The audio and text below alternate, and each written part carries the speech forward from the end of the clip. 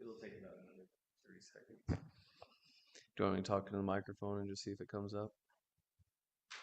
At a 30-second delay.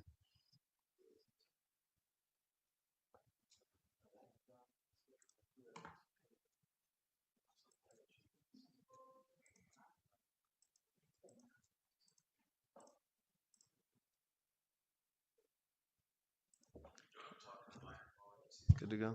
You're live, Mayor. Okay. Welcome to the August 19th, 2026 North Logan City Council meeting.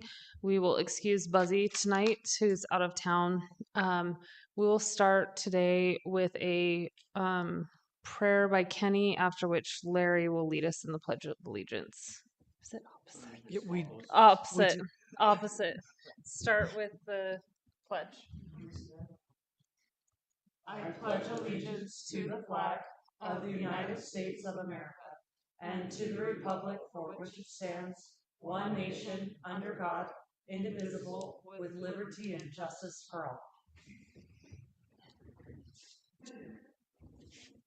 Our dear Heavenly Father, we are grateful for this opportunity we have to meet here today in the City Council meeting. And we're grateful for this beautiful area that we live in, and we're so grateful for the beauty that surrounds us and for the residents of our community who work hard to serve and support each other. And we're grateful to be a part of that, and we're grateful to be able to discuss the issues at present that come before our committee. And we ask you to please bless that we can be thoughtful and thorough in our analysis of these issues and make decisions that are in the best interest of our community, and that we can continue to recognize different points of view and to be respectful and considerate of other points of view. And we say this prayer in the name of Jesus Christ. Amen.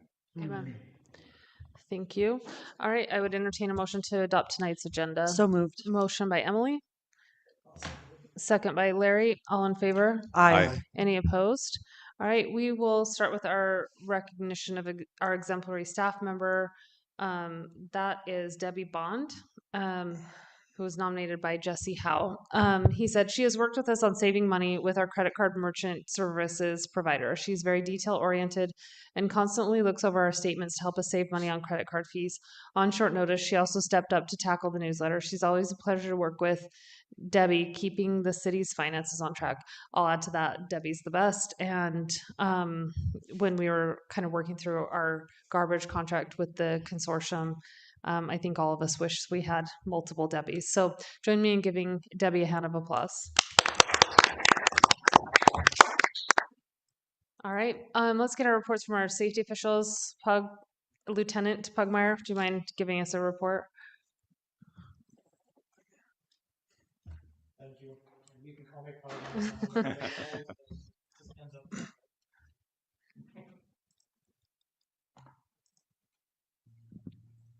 We good? Okay. So thank you, Mayor, City Council. It's an honor to be with you tonight. I would ask you to please excuse Chief Goodrich. It is his wedding anniversary today, and his wife surprised him with tickets to a concert, so he's not here. Lucky him. So unfortunately, you drew the short straw and you got me. But here we go. So over the past month, we've had an increase in a little bit of our call volume with the police department. In total, the police department handled 411 calls in North Logan and 150 in Hyde Park. Our traffic stops, total between the two cities, 351 traffic stops, with 224 warnings being in the city of North Logan and 75 citations being issued in North Logan as well. In comparison with last year at this time, we are only about 20 calls less overall with what we're handling, but as anticipated with the school year getting ready to start here in a week and a half or a week, that we're going to see an increase in that volume. So we will probably be right on track with where we have been traditionally for the last few years. If we look at the calls that are broken down, our priority calls took 62% of our effort in North Logan as far as the time, and our non-priority calls took 38%. The highest one of the priority calls being medical emergencies with 42 calls, and the highest in the non-priority call being animal problems. And that is typically the trend we see traditionally every month, with those being near the top of the categories. So other than that, everything is going well with the police department. We do have a new officer that is anticipated to be done with his training in the next couple of weeks, Officer Estrada. Very, very wonderful young man, good, humble, excited to be into this career. And we currently have another young man that went through the academy with him that is in the background stage of hiring. And we are anticipating that he will be given a conditional offer of employment. So our positions are getting filled. We're screening our applicants very thoroughly now and making sure that we get the best quality officers for the citizens of the city and the communities that we serve. So, is there any questions? Questions from the council? No. What about the EV bikes and stuff? How's that going? So actually, we are increasing our efforts here in the next couple of weeks, because we do anticipate that with the school year starting to roll out, that we're going to see an increase in those. With the spring push that we made a little bit before the school break or the summer break, it kind of quieted things down. And throughout the summer, there hasn't been a large amount or call volume or concern with the electric vehicles or juveniles in operation of those. But where athletic practices are picking up and the school year is going to start, we already anticipate that that's going to be an increase. We do have overtime opportunities that we are offering out to our officers to be able to come out and work assignments in regards to helping control that issue, as well as address it with whatever may be presented. So, Okay, great. Appreciate that. yep, thank you. All right. Thank you, Thank you very Lieutenant. much. Okay, I guess we will get an update from Chief Thompson later. Let's go over our strategic directives and action items. Alan? Thank you, Mayor. Going down through these, we'll give an update on the Civic Center at the end, but just so you know, we'll start working on the landscaping. They're actually putting in some of the pump and the filter in the coming Can you weeks. make it bigger than micro? You can borrow my glasses. I may need all of the glasses. That's, There we go. Is that better? that's at least mini. Yeah. Okay, sorry. Jumping down through, and then we'll do our hedgehog committee. We'll probably start that in the next 2 weeks. I'll send out probably a reminder to those that are part of that. Master signage and wayfinding, we've been working on that. We've had 2 or 3 meetings up to this point. They've gone very well. Water. I think Jordan's talked about a tour of the reservoir, I think this next week, which has been completed. And he'll go over those other updates at the end of the meeting.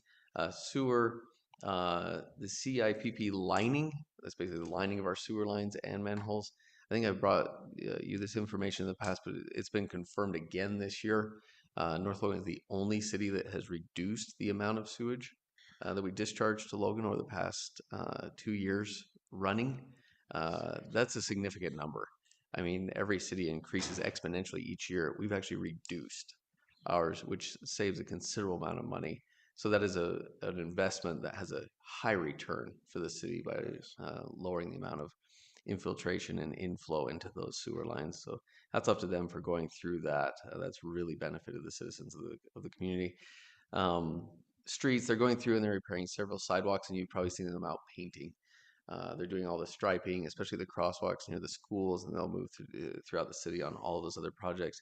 And then this next Monday and Tuesday, they will be fog sealing the initial chip seal. So each of those streets, they'll fog seal and have those taken care of at that time. Stormwater master plan, that is complete. I think there's an internal review taking place through the Public Works Department, and then the next 1 to 2 meetings that will come before the City Council. That's a lengthy process that they've gone through. 200 East, they're going through the right-of-way and the utility design, but the right-of-way acquisition, and they're nearing completion on that. They've gone through about 80 to 90% of the properties there and working with them. Parks, we'll go over this at the end of the meeting, but they have the day of service that will take place on 9/11, and they'll have several projects in Elkridge Park. So they'll wrap up the north end of the park. They'll do several tree plantings. Northland's kind of spearheading that for the valley, that project list for that day of service on 9/11. And then they will help with this area over here at the Civic Center. Monroe Shoreline Trail, we've gone over several meetings on that in the last few weeks, moving that ahead, and we'll talk about that a little bit more. But right now it's just finalizing the bids and the final property agreements and acquisitions throughout the city for that grant. Recreation, they have endless programs starting. Right now they start soccer, they'll start flag football soon, and putting together everything for Pumpkin Days for Emily. Going down through cemetery shed construction, that's nearing completion, and then we'll do a landscaping plan around it to kind of hide it, so to speak, which will tie into the master plan for the whole cemetery. Community development, Scott will go over those at the end of the meeting. There's several different things that he's working on right now, several different applications that have come through. Treasurer, they're doing an internal audit, and then also they'll most likely in the next 2 months or 3 months we'll adjust our communication services, so our mass communication. I'll give you more updates on that as that's getting closer. Tonight we'll go over months of work from the Human Resources Department, from Maddie, going over some of the employee handbook recommended changes. Scott has also put together the fraud risk assessment for the year, so that's up to him and those members of that committee that have helped out with that. Thanks to them. A library, they will be they close this week, and they'll start that moving process this next week. The other departments will come and help. That's up to Trent for organizing all of that and putting that together. And the other departments that are helping with that, it's just they work very well together in putting those things in motion. And just hats off to them, because unlike normally when a library is rebuilt or reconstructed or anything, it just shuts down completely for a year or 2 or 3. They've just kept operations the whole time in varying capacities. And so to be able to stay open that whole time, and then right now they'll just be down the actual library itself, but they still have online and other programs that they'll still provide. And they'll be back up and running in about a month, 3 weeks to a month. And that's just incredible to see that. Please, thanks for the update. And fire department, Chief Thompson is out of town and we have to excuse him, but he did help with library training for our emergency, like a wildfire training for our emergency CERT and emergency services programs here in North Logan City. So thanks to him for helping out with that. Okay. All right. Thanks, Alan. All right. We have our consent agenda items, which includes our meeting minutes from the 15th, or sorry, the 5th and July 15th. If I can get a motion on those. I'll move that we approve the consent items. All right. Motion by Kenny. Second by Mark. Any further discussion? All in favor? Aye. Any opposed? Okay, that motion passes unanimously. We'll jump into our action items. First is a public hearing to receive input regarding a proposed increase to solid waste collection fees. Once the public hearing has taken place, the City Council may consider a resolution modifying the North Logan City master fee schedule as it relates to solid waste collection fees. All right. I can give the basic background, which is that in our contract between the Cash Waste Consortium and Waste Management, there's a contractual clause that says that our rates will increase relative to the consumer price index, as specifically for sewer waste. There's a specific index for that, so it tracks inflation. So that's just an automatic adjustment to the garbage fees. So is anything to add on that before we open it up to public hearing?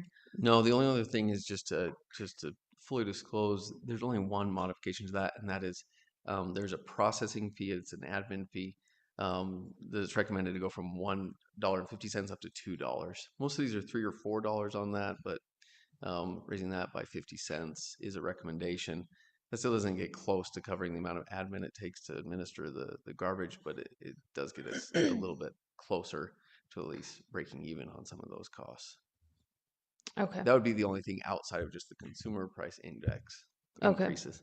Great. Okay, council will have a chance to chat about this, but first we'll start with a public hearing on this matter. Our rules, I'm just going to start saying, if you haven't been here before, then I'll read you the rules. But our rules today are: before you begin, state your name for the record, speak into the microphone so your comments can be recorded, limit your statement to 3 minutes. You can't bank your time.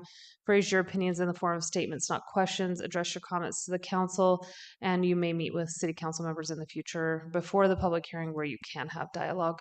If you provide a written statement, you can read it or summarize it with the 3-minute limit. You can give your copy of the written statement to the city recorder, who will make copies for the city council, and it will become part of the public record but not be included in the minutes. With that, I'll open up the public hearing.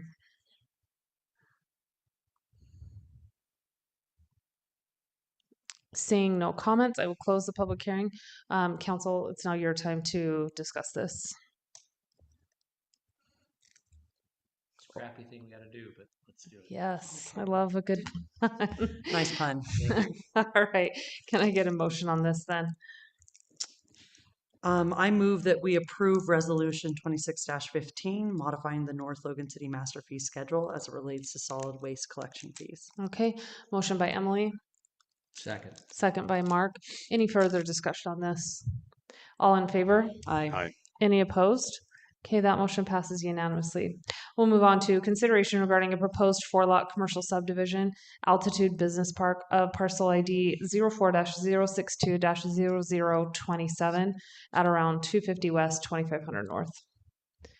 Scott's probably the Okay, best to take this. Yeah, I don't know if you want to stop into Exhibit A and then page 2. This is the preliminary plat for the proposed commercial subdivision on 2500 North. It's on the south side of 2500 North at about 250 West.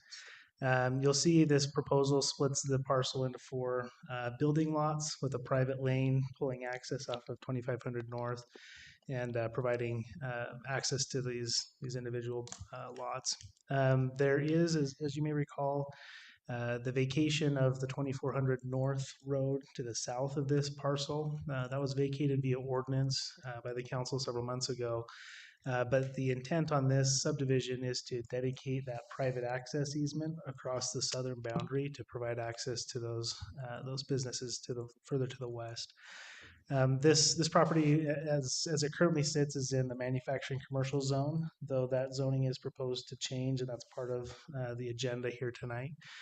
We've worked with the applicant on a development proposal for that southwest parcel. We should call it a lot once it's subdivided, but that development is intending to comply with the future zoning of the parcels there. So that process will be going through the Planning Commission at a future meeting to review that building as part of a conditional use permit. But as far as this subdivision is concerned, because it is commercial in nature, it comes to the City Council for review. So it went through the Planning Commission at their last meeting, the first meeting in August. It has a positive recommendation. If you guys have any questions for staff, happy to answer them for you. Was the commission's recommendation unanimous? It was. any other questions for Scott on this? I only have one, and it's probably a really easy one to explain. There's a road. Why does it stop in like the Hammerhead further? Like, why is the road longer on the south end than it is on the east end? That's a good question.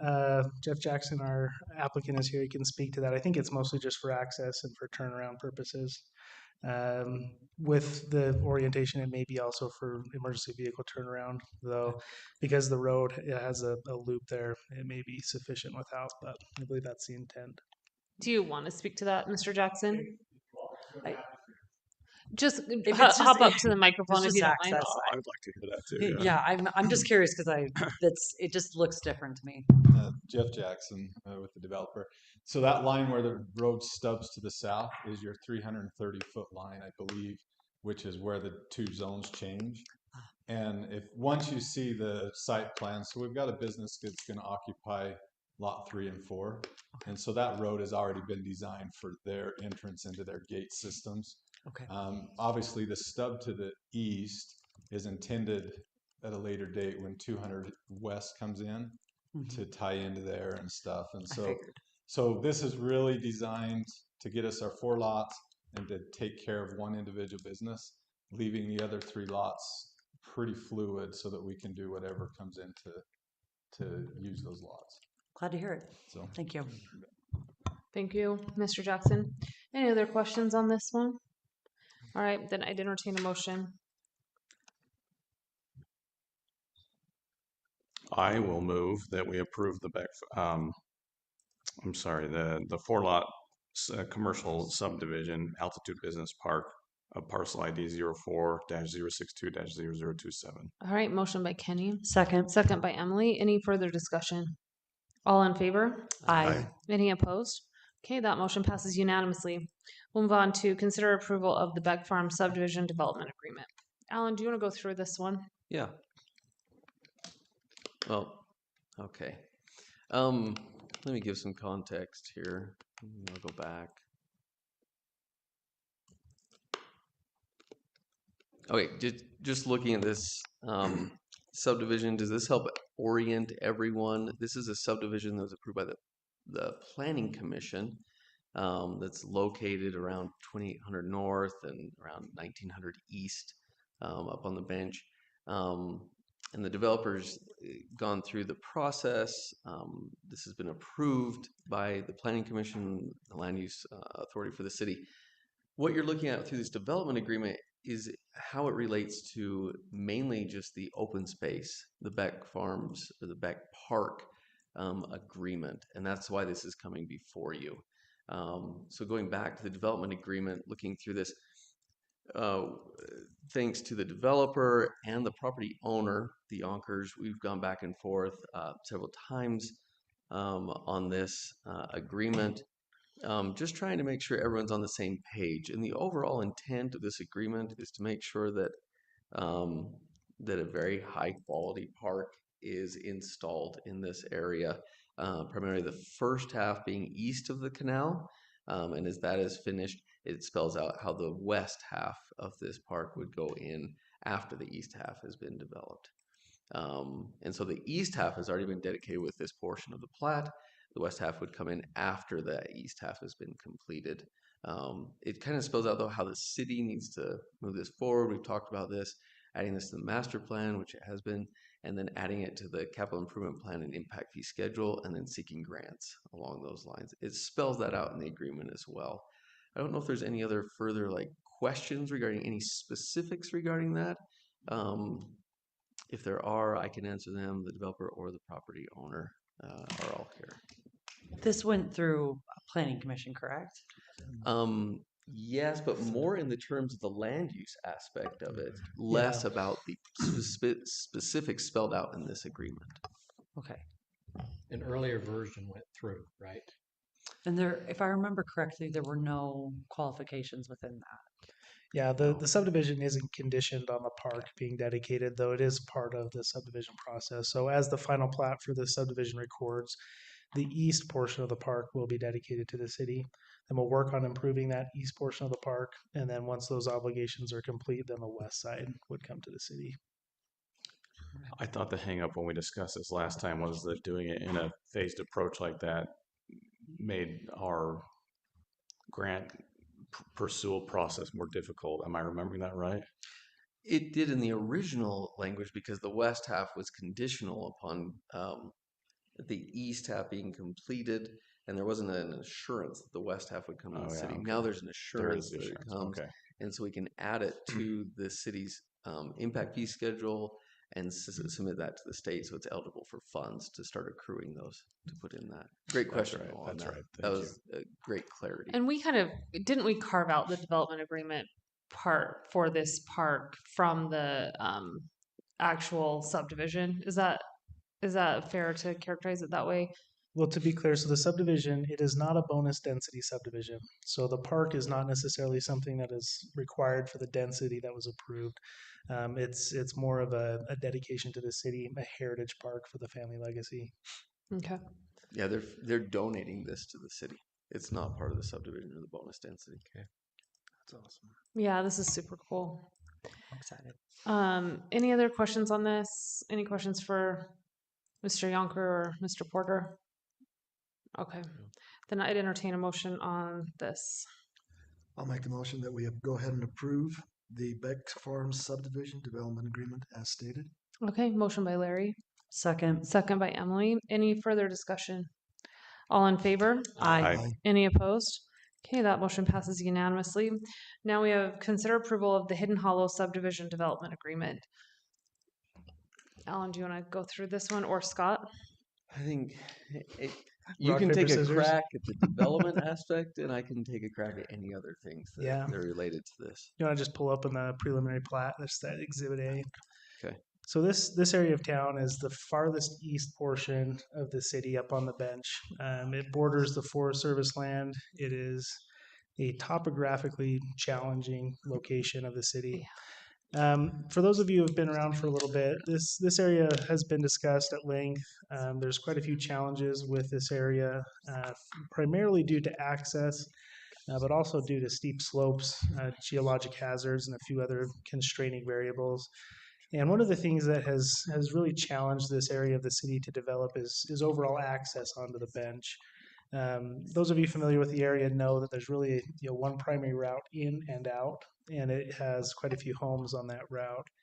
And so in years past, the city has passed an ordinance where we would limit the amount of homes built on what we call either a temporarily terminal or a permanently terminal street or street route. And the way that that language reads is that no more than 30 homes on a street route would be permissible, or that temporarily terminal street route could not be longer than 660 feet. We then revised that to 750 feet as the cap on the length of a street or street route. And so access to this part of town has been challenging because everything kind of funnels back through 3100 North or further north of 3100 North. So everything south of here, Wildecrest, it's all contingent on this one access route. Now, something that we worked through on this piece of property was we all understood that this would become developable when additional access to the bench was made, primarily through 2300 North or 2600 North. But one thing came up that we recognized as a potential opportunity for an improved scenario here. When you look at the gross acreage, it's over 30 acres of land on this parcel, and it's zoned RE5, so 5-acre minimums. So if you do the math, you could get about 5 or 6 lots on this property if and when the access is satisfied. Something that we started kind of chatting about is the city has 2 things that we need to satisfy in this area, one being a water line that needs to be connected further up to our existing tank, and also the Bonneville Shoreline Trail is through this parcel. We have got 2 large projects that are going on right now. Obviously, the water line is one of those big projects we're connecting as we speak. But we were also fortunate enough to work with the state of Utah to get several $1 million in grant funds to install the Bonneville Shoreline Trail. It was a joint effort between North Logan, Hyde Park, the county, Smithfield, all working together to secure these funds. They're time limited, and we're working with each property owner to acquire those easements necessary for that trail to go through. And as we were working with this property owner, we realized that we could hit multiple birds with one stone, where the trail, the water line, would share an easement. But also we were looking at what if we were to remove additional density from this parcel in perpetuity as part of a win-win scenario. So what we have proposed here is a 2-lot subdivision that would be limited to no more than 2 lots. The remaining 4 development rights would be expunged through an agreement, and the city would grant an exception to our code allowing for 2 lots to be developed on this piece of property prior to the access being satisfied to the rest of the street network. So it's a give and a trade. It's kind of a horse trading thing that we view as beneficial because we're permanently reducing the developability of the bench. We're able to gain the easements necessary for the water line and the trail. But there's a condition in this development agreement when you look at it. We would allow for one lot number 1 or one of these 2 lots to receive a building permit today or as soon as the development is ready. The other lot would still be conditioned on the 2300 North or 2600 North access being made. So the trade-off being we allow for 1 building permit on this existing temporarily terminal street route in exchange for these other benefits: reduced density, easements for a water line, and the Bonneville Shoreline Trail. So for the city to grant this type of an exception to the code, we have to do it legislatively. We have to take it through a planning commission, public hearing, and city council action. So it went to planning commission, had a public hearing. We did not have public comment, and we have a positive recommendation from the planning commission to grant this exception via development agreement. So that's why this is before the council to review the subdivision, the planning commission's positive recommendation, and the development agreement that specifically spells out that exemption to the code. Does that make All right. sense? Thanks, Scott. Questions on this? Were there any, excuse me, were there any conditions? Nope. Okay. Nope. Just as drafted, the planning As commission drafted. felt comfortable. Was the commission's vote unanimous on this one too? It was. Okay. I'm ready to make a motion unless you I have a think question. it's a great Perfect. solution, Okay. I motion that we approve the Hidden Hollow subdivision development agreement as stated. All right, motion by Emily, I'll second. second by Mark. Any further discussion? All in favor? Aye. Any opposed? Okay, that motion passes unanimously. Nick, sorry to waste your time flying out here. Okay, let's move on to consider a proposed zoning map amendment, rezone of various properties located west of Main Street with frontage along 2500 North to the 2500 North Gateway Corridor West Zone. I think this is Scott, right? Yep. Alan, if you want to scroll down, there's a good exhibit, I think on page 2, right there. So this proposal is a zoning map amendment, so it's a rezone of properties on 2500 North west of Main Street. This area of town, as we went through the general plan, we identified as a key priority for what we will consider to be one of our primary, if not our most primary entrance into the city. You know, as time goes on, we understand that our east-west entrance through 2500 North will become more viable as additional roadway connections are made through the area. And you know, the public really wanted us to focus on economic development, aesthetic improvements, landscaping, and a few other things along this corridor through the general plan. So as that general plan was adopted, we worked on a zoning ordinance to create a new zoning classification to govern this area, which we call the Gateway Commercial West. There's also a Gateway Commercial East along 2500 North east of Main Street, but specifically this is the west portion of that zoning classification.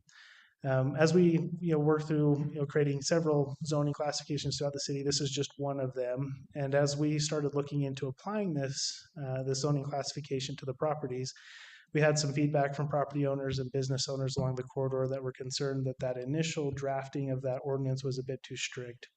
And would limit developability in the near term, while it would still allow for the future vision to come to fruition. But trying to get to that future vision is more difficult than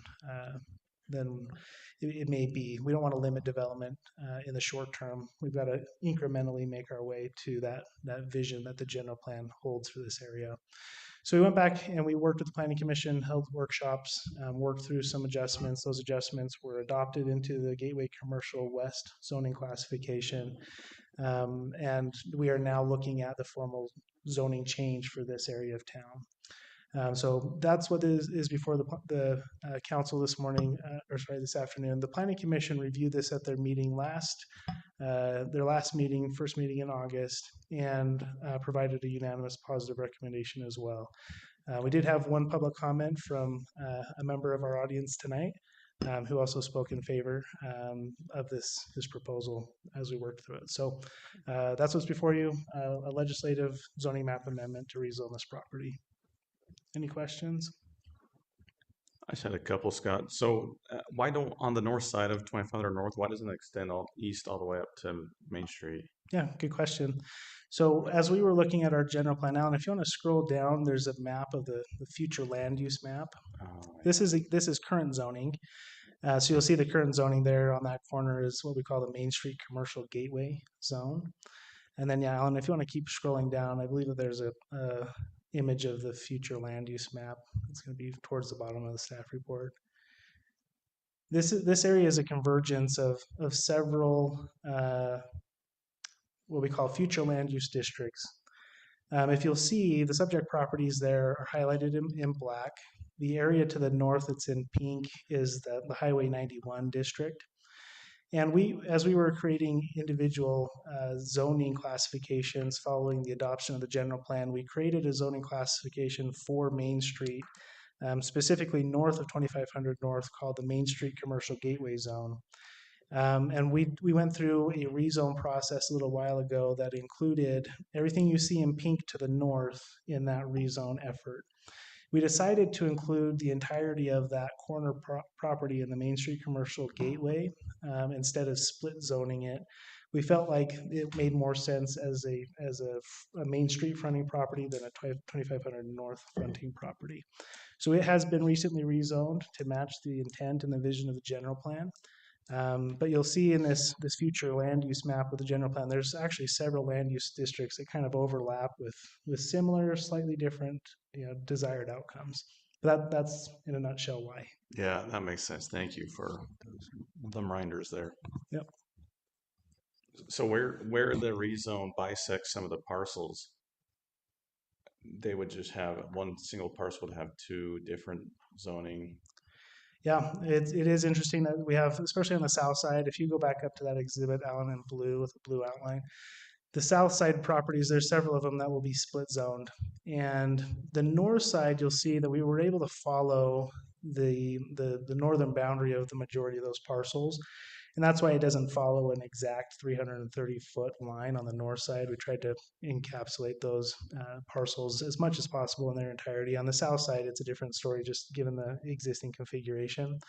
But what you'll see on that south side is we're preserving the frontage for higher and better uses as they become more viable over time, but still allowing for a manufacturing commercial or a heavier intensity use further towards the rear. And that's actually what we will be seeing on Jeff Jackson's parcel, just that we reviewed as part of that subdivision, that 4-lot subdivision there, where we'll have a slightly more heavy intensity use on the south side of the property. Is there precedent elsewhere in the city where we have two zones in a single parcel? So this is just standard. I mean, it's not standard, but it's not uncommon either. Generally, we like to encapsulate the full parcel in a zone classification. But where these are larger, deeper lots, parcels, most of them are still parcels, it was okay. The priority was the frontage, preserving the frontage for higher and better uses, while still allowing for something in the shorter term, perhaps towards the rear, as a gap between the current situation and the future desired situation as the general plan envisions. If I remember correctly, when reading the minutes, the person who made a comment was somebody who was strongly worried about this coming in, and his comments were in favor of it, which makes me feel much more inclined to say yes to this, as he would be greatly affected by the split. I can't think of the word you just said, but The split zone. the fact that there's two zones on one property, the fact that he was in favor of it, I think is giving me a lot more confidence that this is the right move forward. Yeah, and to clarify, we did, as far as this new zoning classification, we worked for over the last 6 months on softening a few elements of that new zoning classification. We added in a couple of the heavier intensity land uses as conditionally permitted land uses with certain standards that would be applicable. And I think between the softening of that language in the new zoning classification, plus the developability on the south side and the heavier manufacturing commercial zone, is where there's still that opportunity to use the property in an economically viable fashion in the near term, but also keep the eye to the future for when there is more opportunity on this corridor for maybe a higher intensity use. Great. Okay, any other comments on this or questions? Appreciate cooperation of citizens in the city to find a good fix. Yeah. Thank you. I'll Think second that thought. Yeah. All right. Can I get a motion on this then?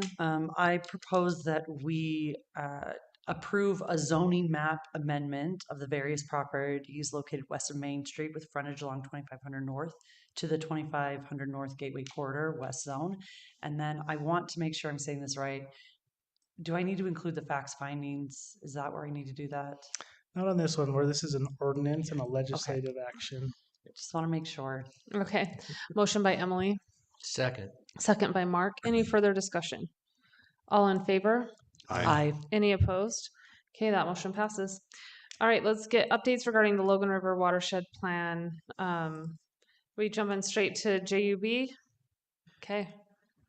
Yes, we want to thank JUB for coming out, our expert, Zan Murray, who knows all things water and stormwater. And then we also have representatives from the Hyde Park Canal Company, the Northwest Fields Canal Company, and the Cache Water District if we need further advice on those items. I don't know all things water or stormwater, but I can give you some insights about this project.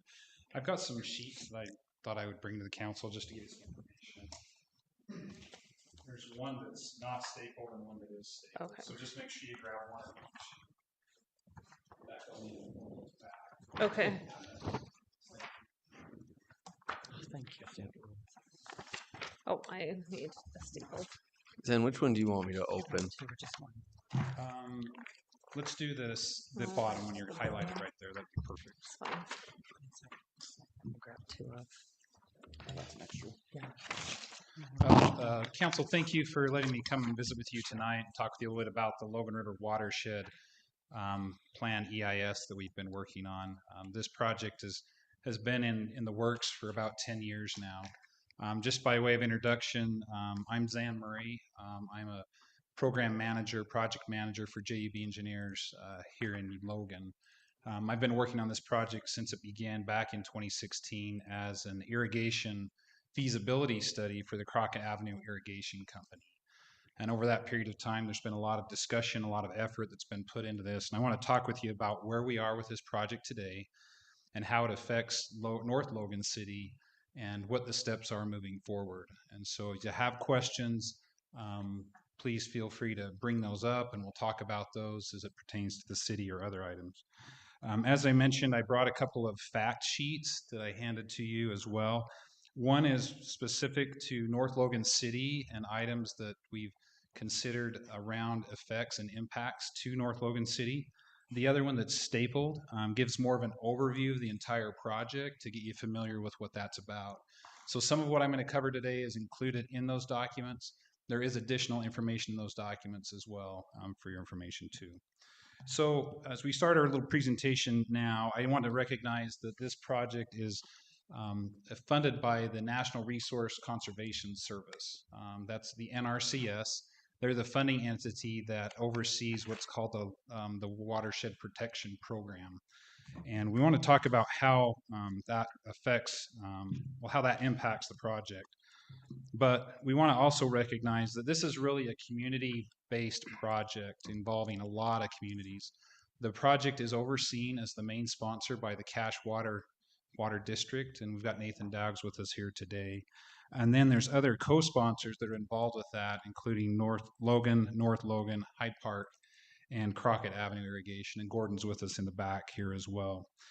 We also have one of the canal companies represented with Mark Hurd with us as well. So it is a community-wide project. It affects a lot of area, particularly that area serviced by the Crockett Canal and the twin ditches and below that. So it's approximately, what would we say, second east west? Is About that fair, Alan? 4th to 5th east Fourth in and north. fifth east as we're coming through Logan, North Logan. Yes. Okay. And west of that. Super. Yeah, west. The canal under the parking lot of the city offices. Yes. There we go. There you We're go. right here in the front of the main action here. So on the next sheet, it just talks about the purposes and needs of the project. And that's primarily the foundation of an environmental impact statement or environmental document through the NEPA process. And the NEPA process is the National Environmental Protection Policy Act. So we follow certain guidelines as we have federal funding involved with this project.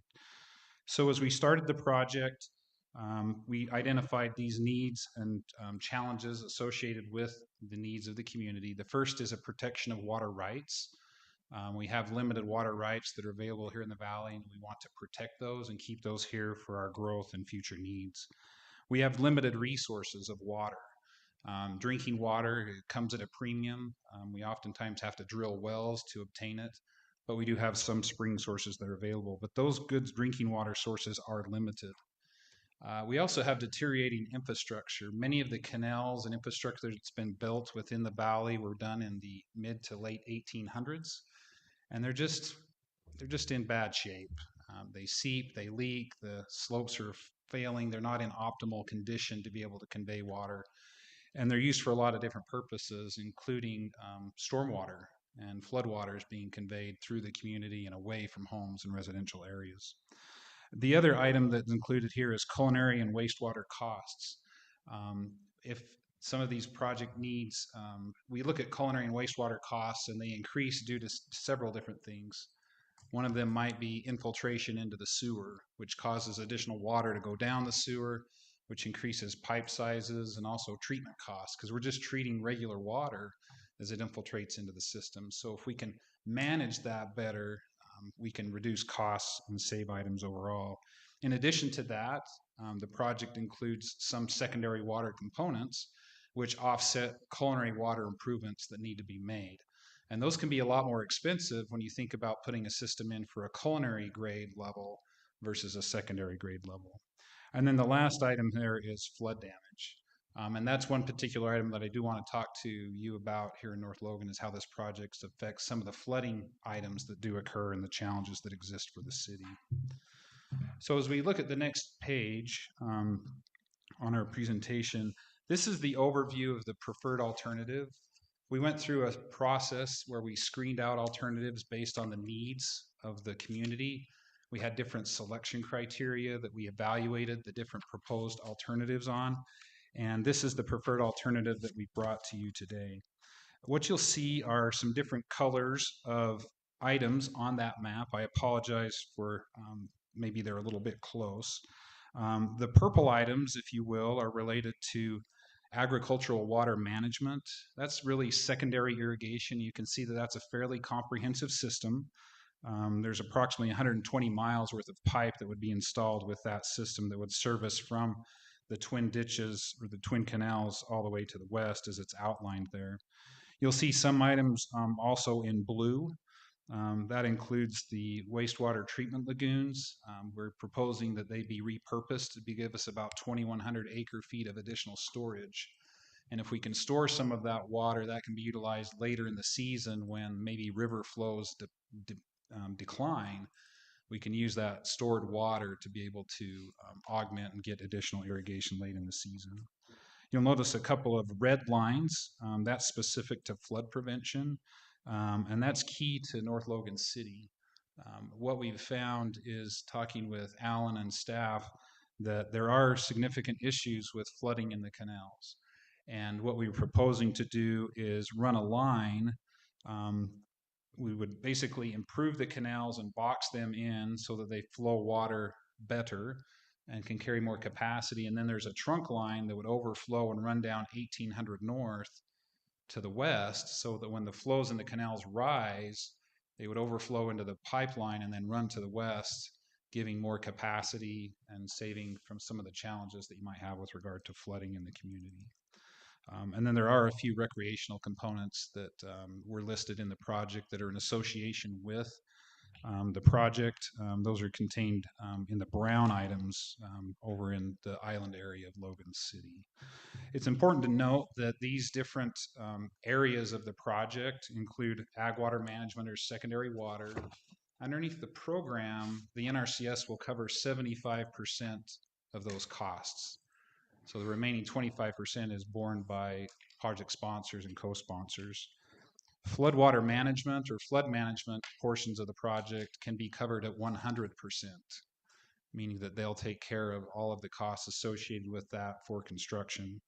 And then recreation components are funded at 50%. So it's a very advantageous program. It has really good matching components to be able to save money and getting critical infrastructure in place for your community. The next couple of slides that I want to show you have to do with the analysis that we did with regard to flood control within North Logan City proper. And what you'll see on this map is a blue area, a light blue area, and then you'll see some darker blue areas. And the darker the color of blue means the deeper the flooding is during a storm event. And so what's interesting to see is, as you look at this current conditions map, and if Alan, you'll just switch to the next map, you're going to see that blue shading shrink. And that's the analysis after we make the improvements to the canal system and put in that overflow. And so if you toggle back, you'll see sort of that more increased area by improving that, by doing work on the canals, putting in the overflow line. That again decreases that potential flooding for the community. And so that's one of the important parts of the project. Again, that's covered at 100% cost match when funding's available there. In addition to the flood control benefits, we've got other community benefits. We've talked about reducing the canal, and essentially we would go from 2200 north in North Logan, and we would regrade the canals to go back to the south to be able to maximize the area of benefit to reduce flooding within the community. And so we're just going to do that to create, maximize the benefit here in North Logan. It also reduces those culinary and sewer treatment requirements and costs that are there, and provides floodwater control during high intensity runoff events. I mentioned the additional pressurized water lines that would be installed and the storage that allows us to be able to have water in late season. There is a hydropower component that comes with the project with regard to flow that might occur in the system down by the sewer lagoons. We can actually flow water through the system, generate some power, and be able to capitalize and get some benefit there as well. So putting a little bit of a green component into the project as well. The next slide gives some perspective on the the culinary water and wastewater treatment cost savings. As we look at the communities involved, this includes Logan, North Logan, and Hyde Park, we anticipate an annual culinary water treatment cost savings of about $650,000. We also see an annual treatment savings of about $1.3 million on wastewater. And so that's an annual benefit that comes up. As we've evaluated the project economically, it's been over a period of 50 years that we've looked at this to evaluate the cost benefit ratio to see if it's actually feasible and meets those ratios that are required. The other big item there is offset new culinary and wastewater treatment infrastructure.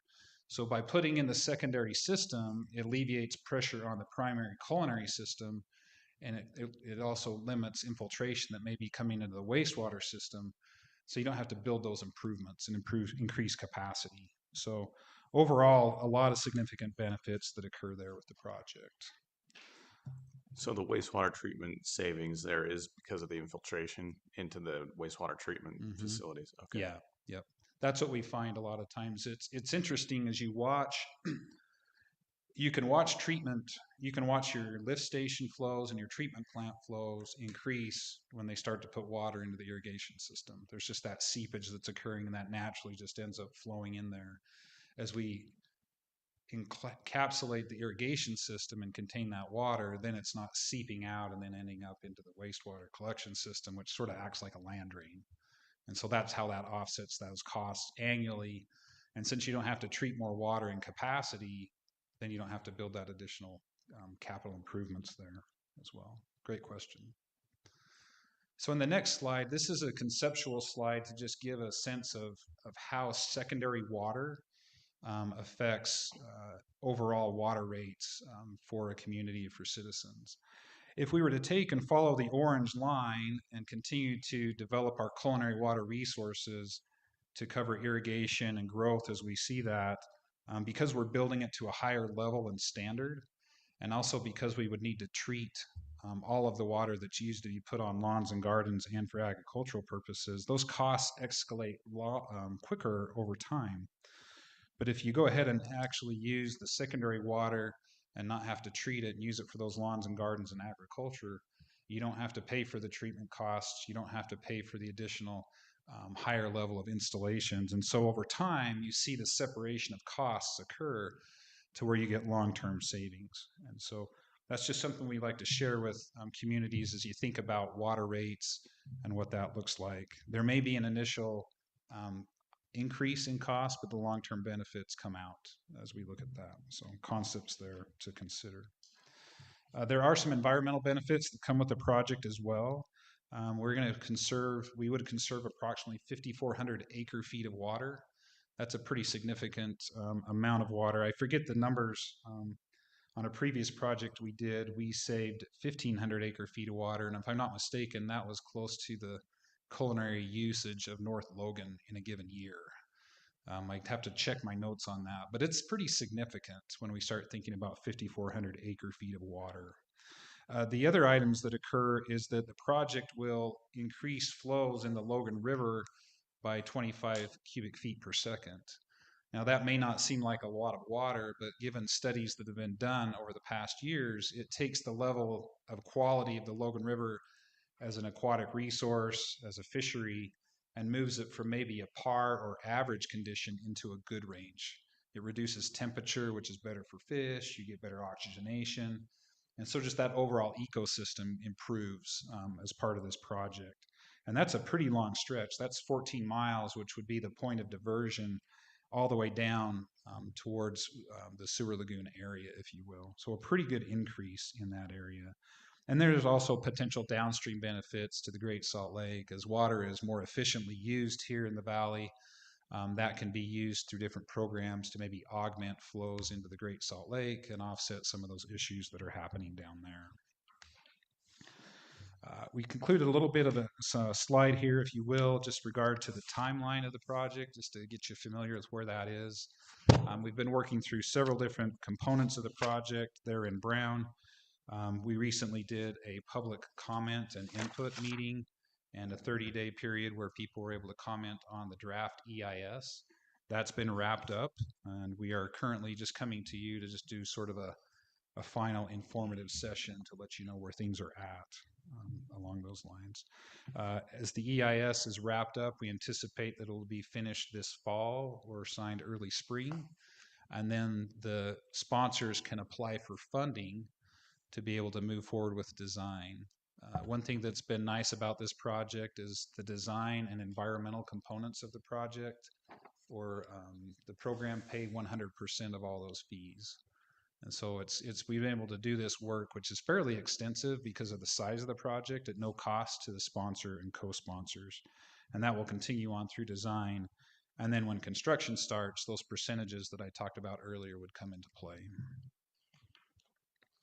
And that's the core of what I wanted to share with you today. I'm welcome to answer any questions that you might have about the project. Again, appreciate your time and letting us come and visit with you tonight. Thanks, Mr. Murray. We appreciate you. And gentlemen, we appreciate you coming. Mark, thank you for, we've never been in this position. I've come to your council, but not vice versa. So I'm trying to think of how I can make it as painful. No, but thank you, Mr. Murray. I appreciate this. Obviously very thorough and a very long process. Questions from the council? I've got one. Please. So you're taking the canal and piping it now? Yeah. Mm-hmm. That really hurts. It Front does of my impact. front of my office, I walk over it every day, twice Yeah. or 3 or 4 times a day. To be able to see that It's there beautiful. and have that take place. It's- Where's your office located at? I'm at Design West, so it's between Second North, Second South, and Second West. Oh yeah, for sure. Okay. Right there. So one of the things that has been addressed with the project that has been a lot of discussion around it That's why I'm asking the is question. carrying water in the Little Logan River Canal, and that's what flows down. Well, let's see. We've got to get the answer. The Little Logan, you would still be on the canal at that location. Well, it also goes through Logan High School. At one time, Yeah. they did the air conditioning through the canal company. Right. So one of the things that the project is doing that we received from public comment is continuing to flow water in the Little Logan. Okay.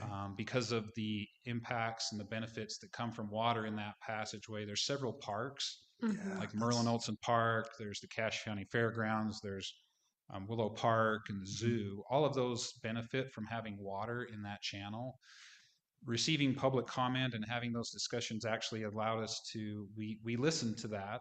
We've altered the project from just piping everything to keeping a base flow that can run through those areas to allow recreation and those aesthetics to still be there. And so the project is actually providing opportunities for approximately 5 to 10 second feet of water to run down through those areas and keep those recreation and aesthetic components in place.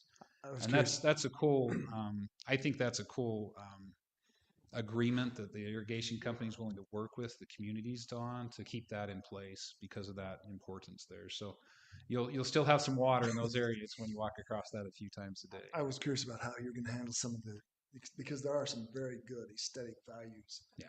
And benefit to that, and that shared condition. I was very aware of the last time it was piped and some of the things that happened in my conference room. Yeah. There's a lot of things that can happen there. So I think that's one of the neat things about this process that we've gone through over the last 6 years since we formally started the environmental process is as we come up with initial ideas, we receive public comment, which helps guide the design.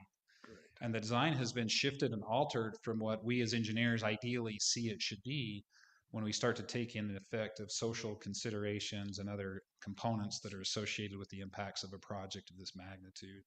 And I always like it. It's a long process and it's extensive, but the times that I've gone through it, we always end up with a better outcome for the community. And I don't think this is any exception to that either. So. Couple things selfishly for North Logan and looking at this project and going through this for the past 10 years. But as you look at certain areas of the city, so everything west of this Twin Ditch Canal, 5th East, if this project can provide all the aspects that Zan has gone over, it can provide secondary water to the residents that are living west of that, which is kind of close to home to a couple of the people that are in this audience, which could be fantastic. And that's offsetting those culinary costs that Zan has gone over. So just specific things that as you think about that, on a finer scale, and then also it keeps this canal right here, which can overflow in several storms and breach. The only reason it doesn't breach all the time is because certain individuals in this audience, so Jordan, Oldham, and Mark Hurd and Gordon, when they go out in the middle of the night, all night, and they open up head gates and they keep tens of millions of dollars worth of property from flooding in any given large storm. This will help alleviate that, so they're not up all night having to open those things up and save those properties from flooding. Well, the whole point of my question is, I was wondering if there were some concessions made because of the benefits in certain areas of the beauty and what it can bring to the value of the company or value of the community, and also those areas. Yeah. So I appreciate looking at that and understanding and taking that on. Thank you. Appreciate that. Can I just get clarification? When we say that it's co-sponsored by Logan, North Logan, and Hyde Park, what exactly does that sponsorship mean at this point? Does that mean we're already contributing funding to it, or we're contributing staffing to it, or what does it mean to be a co-sponsor? We get our logo on the pipe. Yeah, Just kidding. Every pipe stamp. That's a really good question. At this point in time, as I mentioned, the environmental document's been funded at 100%, as would the design be funded at 100%. The financial considerations come when we get to construction, and there's projects that occur that benefit North Logan City. There would be agreements entered in between the sponsor and co-sponsors to, if you will, share the cost based on the benefit that's received to those that are involved with that particular component. This is a significant project, so it'll likely be constructed in parts and phases as funding becomes available. So there's a period of time that things will move forward. One of the things that we do need to have the city participate in is at this point in time, as we conclude the environmental document, is a signature on a watershed agreement. What that watershed agreement does is it basically outlines the willingness of the city as a co-sponsor to support the project as it moves forward into design. It's not a financial commitment. It's just an agreement that you like where the project is headed. You can see the value of that. And as we get into design and get more specifics, you can review that and look at that, and then there'll be a subsequent agreement occur before any money is committed for construction. So there's sort of just this process that the NRCS likes to have with this watershed agreement that's really, for lack of a better term, a head nod that's saying, yeah, we're good with where this is headed. We see that it's got value. We're supportive of moving forward into design and then looking at construction in the future. Okay. So, and I'm probably asking silly questions that are kind of ignorant, but like, so Jordan and Zach have they had opportunity to provide input on? Yes, we've had 10 years of All right. opportunity Yeah, I figured to provide as much, so. input.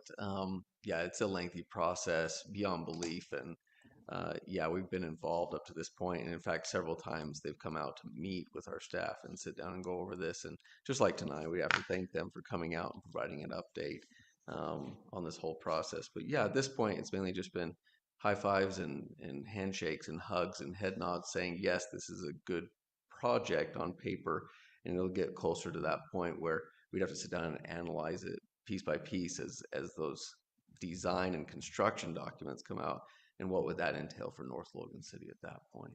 Okay. Exactly. Just to Alan's point of city contribution and input, as we've gone through the process, we have come and met with the city multiple times and asked, where are your pain points as associated with this overall project? And flooding was one of the big ones. And we looked at the alignment of those pipes and what some of those proposed areas are to take care of and reduce the impacts and perhaps those increase the need or benefits to the city. And that helped guide the design as well. And so those are outcomes through the process as well, to try to make sure that all of the participants and sponsors and co-sponsors have received some benefit, and we'll see some outcomes that are positive from the project. Okay. Two questions. One, obviously, mine is the Twin Canals, and I know there's an aesthetic. There is a Tree City USA that Alan talks about a lot that seems to would have impact upon the canal and the wildlife and that's supported by that water. And I haven't seen any discussion on that impact other than to make it go away. So that would be a concern. A question I had, you talked about back draining or back flowing that canal to the south. Yeah. What are the elevation? How does that profile change? So currently the canals all run from the south to the north, Yes. and they're really quite flat. You know, they're much less than 1% of slope. And so as we looked at the grades and what potentially we could do, we anticipate that we can take about 4 blocks of distance, and instead of having it flow from here, we'll actually tip it back and lower the canal at 1800 north so that it slopes back. So as water runs into the canal from a storm event, it goes backwards towards that overflow line and then goes to the west. So from 18th north, 12 blocks you said or so? To 4 blocks, to 2200 Oh, north. just 18 to 22, you're going to run it the other way. Yeah. It'll just sort of, we'll regrade it and have it come back. What we're trying to do is maximize and almost create a funnel effect to reduce the flooding and some of those items that the city might be seeing at this point. And that would be on top of the pipe or next to the pipe or something? So that's a really good question. Actually, the piping for the irrigation system will largely be placed in the roads. And one of the benefits that comes from that is we take the irrigation water out of the actual canal channels. That opens up capacity for additional stormwater to be flowing, which is part of the benefits of the project, is we actually get more capacity in those canals as we remove the irrigation water from that.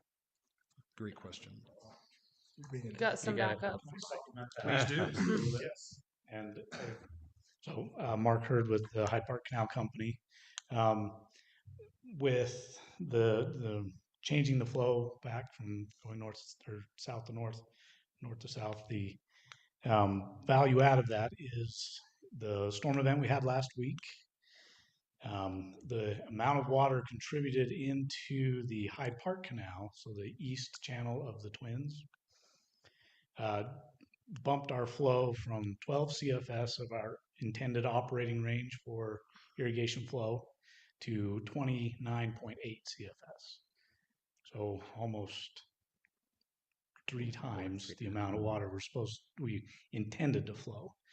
And with a engineered controlled spillway at 3100 North, a lot of that water can be dumped off. That happens in Hyde Park, but then that water flows west through the storm drain along 3100 past the high school, and then that ends up in North Logan around the high school and west of the high school. So that flooding map that Zan showed, that's where how all that water moves, right?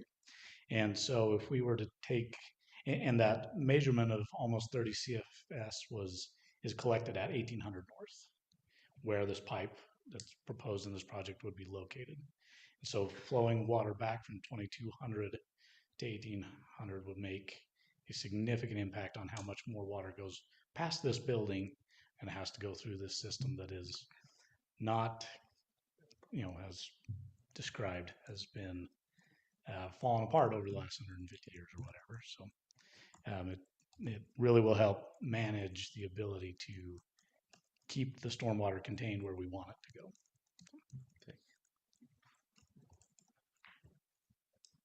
Any other questions from council or mayor or staff? Thanks. Super. All right. Thanks for your time. Appreciate letting us come visit. Thank you. Okay.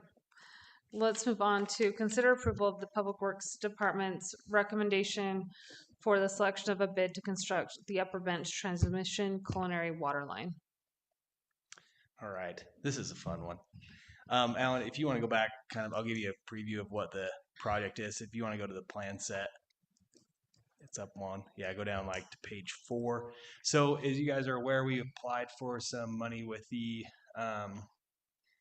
with Mike Peterson's office and Chris Wilson for a $500,000 grant. So this project is to use that money to tie a water line from the upper tank. So on the right side of your screen, you can see a line, blue line, basically ties our upper tank down into the Wildercrest subdivision. And then on the left side of the screen, you'll see that there is another line that goes from 3025 north over to the north end of Mahogany Ridge subdivision. So these lines we were given this grant for fire flow, and these will both of these lines significantly increase the fire flows in those areas. In addition, on the right-hand side, the one that goes to the upper tank, the upper Beef Hollow tank, we will be installing part of the BST, the Bonneville Shoreline Trail. Just the rough grade will go in with this portion, and then, like we talked about earlier, as we continue the project, they'll top that. So that's kind of the nuts and bolts of it. But we received quite a few bids. You can go to the bid tab if you want. We received a lot of bids on this project. There's a lot of desire and really, people were excited about it. And we received a bid from Forefront General Contracting, which is a construction firm located in North Logan City. The owners live here and they operate out of North Logan, so that's a big benefit.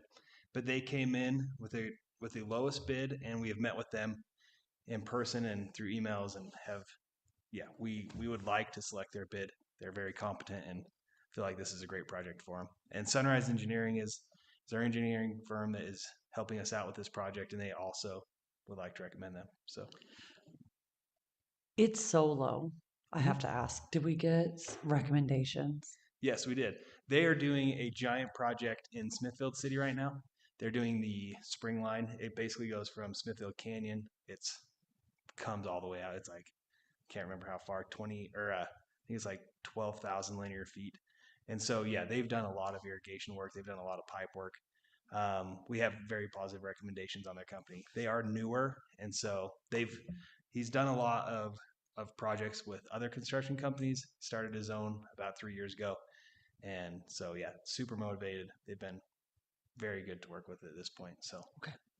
They did come in lower. We expected it to be around, the 800, 750. And when they were a little lower than that, we were excited, and they are super excited for the project as well. Can't say I'm upset about giving North Logan business to Right. North Logan, Yeah. Yeah. All right. Any other questions on this? If not, I Let me entertain. ask this question really Oh. quick. Prior to this going out to bid, was there a peer review on the project at all Sunrise from a Engineering. similar engineering firm? Yeah, we'd send it through Sunrise Engineering, and then the Division of Drinking Water Engineering reviews it. Okay. Okay. I'd entertain a motion on this if there's no further discussion. I move that we approve the Public Works Department recommendation for the selection of a bid from Forefront General Contracting to construct the Upper Bench Transmission Culinary Water Line. Okay.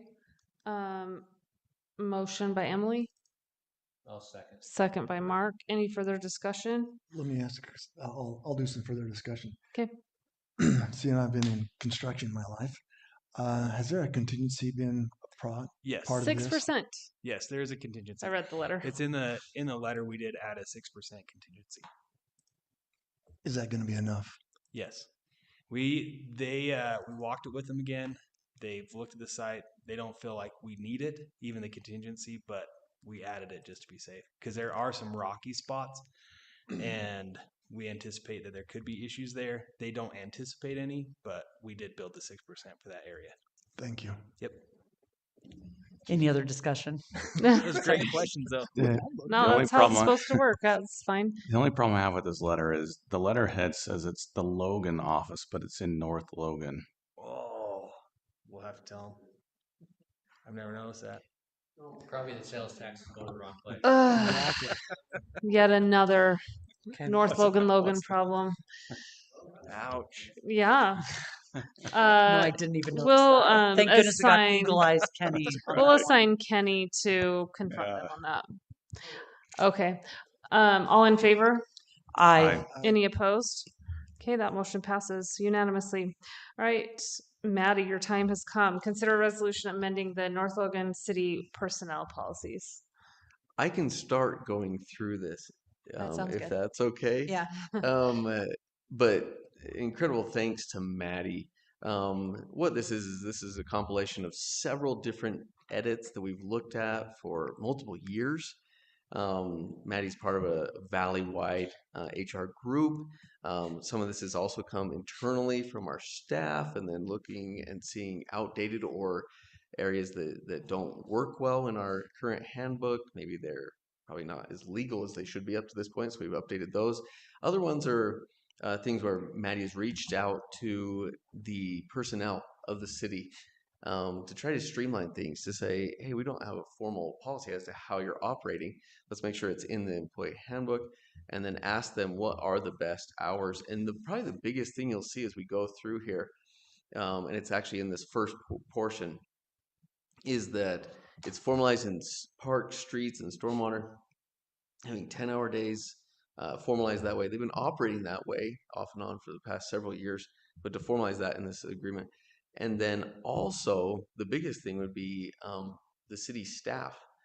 Maddie did a survey with the city staff and said, what are some things that we could do better to serve the public, and also what would you prefer to work?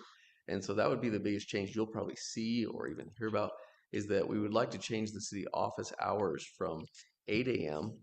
To 5:30 p.m., giving it a half hour extra when we have kind of a rush at the end of the day of people getting off work and trying to get in, taking care of some last minute items. So that extra half day, and then a half day Friday. So we close down at noon on Friday. That would be probably your biggest change that you're going to see throughout this entire handbook. But then the other departments, library and rec, would still work an 8 to 5, and with extreme hours on event days and other things that they already work. So it doesn't really change much in that regard. Again, that goes over those specific items. I'm going to scroll down through and see anything else. Compensatory time is 32 hours. We're recommending increasing that from 24 to 32. When I started working for the city, they didn't have comp time, compensatory time. Compensatory time is a way of saying if you work over 40 hours, you get paid time and a half. And instead of paying them a dollar amount, which is reserved for overtime, that is an urgent or emergency situation that we've categorized for the city. So a water leak, plowing, those types of things, the employees are eligible for overtime. Instead of doing that, you pay them in comp time, which is time off at time and a half. So they're compensated the same amount. When I started with the city, they'd stopped using it because people had accrued 700 to 800 hours of comp time. And that is not a liability you want on the books for the city financially. And so what we did at that time is, the city got rid of it when I was first with the city. And then about 10 years ago, we added it back in at around 20 hours and then 24. And they recommended to move it up to 32 while still keeping that at a very minimal amount. There isn't a huge liability for the city. And this worked really well because it saves the city a ton of money by having this comp time. And then these employees can take that time off actually before they take any of their sick or vacation off. It's worked out really well for all the different departments. So that's with the HR department for administering that. Okay, and the other thing right there on that page is it needed some clarity because it's double pay. I mean, these are state mandates. It's double pay if you work on a holiday, but it wasn't clear if you worked beyond 8 hours. So you get paid 8 hours to sit at home on a holiday. If you work that day, you get paid straight time for the hours that you're there, essentially double time. But they didn't say anything after 8 hours or 9 or 10 hours now. And so it just says after your regular hour, you would just get a true double time to compensate, which would fall in line with state law accordingly. I think this just goes through that, clarifying those items. If it falls on a holiday, if the holiday falls on a weekend, it clarifies how that's to be taken care of and how that's compensated for those employees. It clarifies a 3/4 time employee, which it didn't have beforehand. And then it also clarifies a part-time employee. And this is something very innovative. I really appreciate Maddie came up with this. And it was if an employee, we have a lot of questions that come up from students. We have a ton of part-time labor. When I started with the city, we didn't have any. We had like 2 or 3 part-time employees, and now they make up the bulk of our employee, which saves the city a considerable amount of money. It's actually about 7 to 8 part-time employees equals 1 full-time employee. So as you look at that, these part-time employees, though, recognize holidays a little bit differently. It's actually just lost revenue for a lot of them. However, if they opt to, this is what this policy says, if they opt to work, if they're not mandated to work on that day and they opt to work, then they would just be paid at their regular pay rate. They wouldn't receive that double time pay. Now, if they're mandated to come in and they're required to come in by their supervisor, then they would still receive the double time pay during that. The next section is various holidays that we would recommend adding. The key here is the Christmas Eve and New Year's Eve. For years, Christmas Eve and New Year's Eve haven't been on our official policy, although a lot of years it ends up being paid as administrative time because no one's here except for like a plower. So the plow drivers come in sometimes on those days, but literally we have to leave the city office open. We don't have any customers that come in on Christmas Eve or New Year's Eve, and we have one receptionist here alone during those days. And so it's something that we would really like to add as a holiday during those holidays, along with Good Friday. That's the one month we don't have a holiday in looking at that. I'm trying to see what else is in here. This is the leave pool. The city has a leave pool where the employees at the end of the year, the excess hours that aren't just dropped, the majority are dropped at the end of the year, they can donate them into a leave pool, which functions as a short-term disability pool. But this does not cost the city money. It's very innovative in how it's created and how it's utilized. And so it's basically saying that they can request up to 160 hours at a time. Let me ask a question. Yeah. We tried to do this something at our office, and we found out that if we do donate our time, we as the employee are stuck paying the cost tax-wise of those hours donated. Has this gone through legal counsel to make sure that there aren't any kind of those effects that we have to the employees themselves as donated time? Because we looked at that and we decided we were going to abandon that. Yes, the liability already occurs when the employee is allocated those hours. So that liability and that tax has already gone through, and then it goes to the employee after that. Okay. And that's a very good question, and the legalities behind it. Yeah. I'll just tell you this much. When I was first with the city, we would actually, if an employee had a horrible emergency or something happened, an urgent situation, a medical situation, the city would just reach out and say, anyone who has excess leave, would they donate it to this employee? I thought it was great. I thought it was a fantastic opportunity for the employees, if you had excess, to donate to those employees. Oh, yeah. But our city attorney actually just ripped on me forever after he found out about this and said how illegal that was beyond belief. I'll just put it this way. So we created the leave pool, ran that past the attorney, and it seems to work out fantastic. It's actually benefited, I'd say, probably 10 or 15 employees. And it's been a fantastic benefit for those employees doing that. And yes, the liability is already carried. Fantastic questions. But then I found out recently that other cities surrounding us still do it the old school way. And I just sat there and I was like, well, I shouldn't have been made fun of for that extent for having that policy. But yeah, it's highly illegal to donate it to just to one employee and not have that opportunity for all employees at that point. I just want to make sure that it's gone through council. Yes, it has. Great question, Larry. Disciplinary. This one's a mandate from the Utah Local Governments Trust. They handle our insurance for the city. They said we need to have a discipline policy with progressive discipline that goes through each step. Now, each employee of North Logan City, this is very unique. They are at will, meaning they can be terminated with or without cause. However, they said just as a safety precaution for the city, we need to have a progressive policy where they receive a warning, a second warning, and it goes through each one. Grounds for discipline, it outlines each separate section. Now you can skip sections depending on how egregious the violation is, and so you can go through that. But this was in line with several other cities and what we had previously within the city, which the trust encouraged us to put in. So this is the thing that we're re-implementing.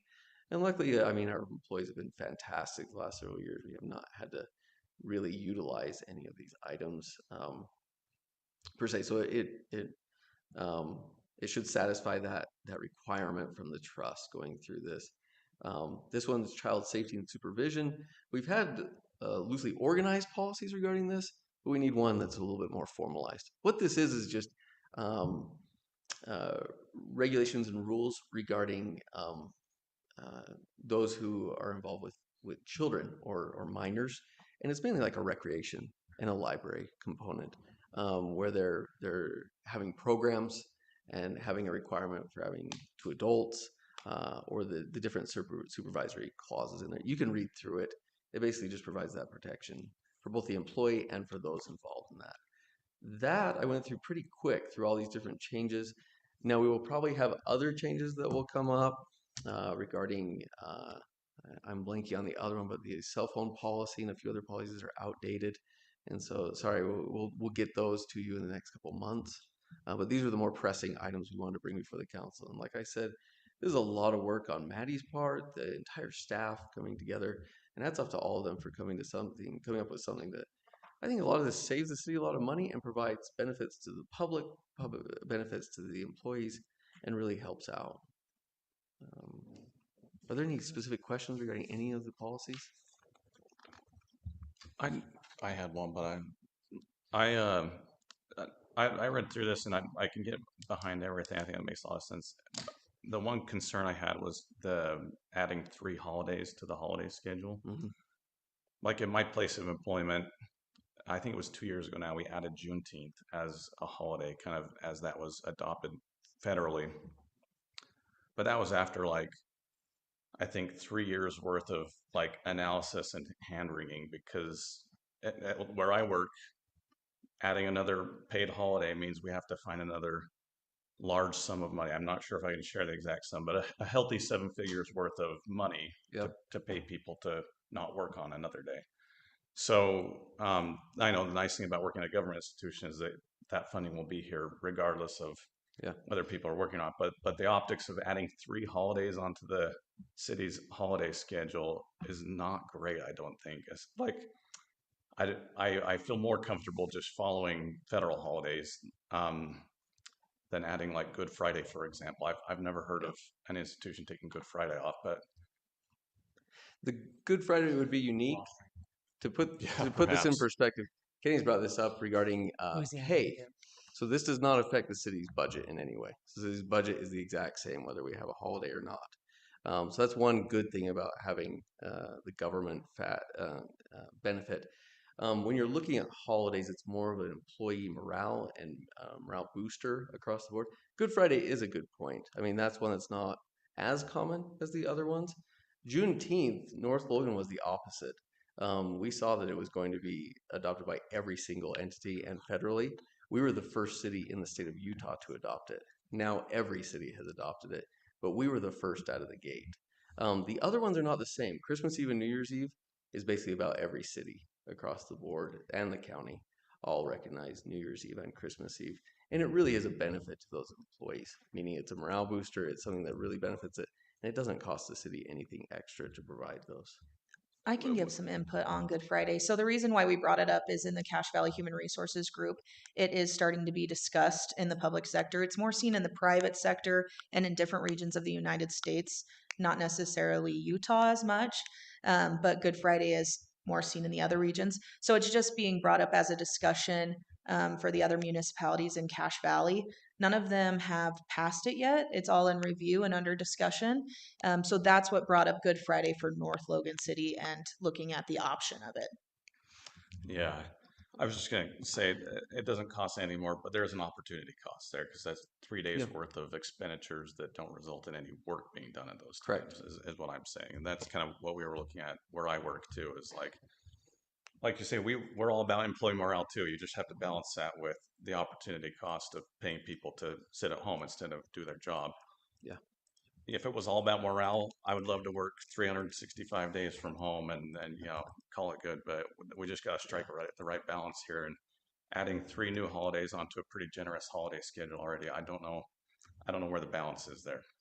If I can speak to that just a little bit, every year, I think I've made that decision regarding Christmas Eve. Like we've just made it ad hoc. And I've always made the call, I believe, since I've been mayor, that we have those days off.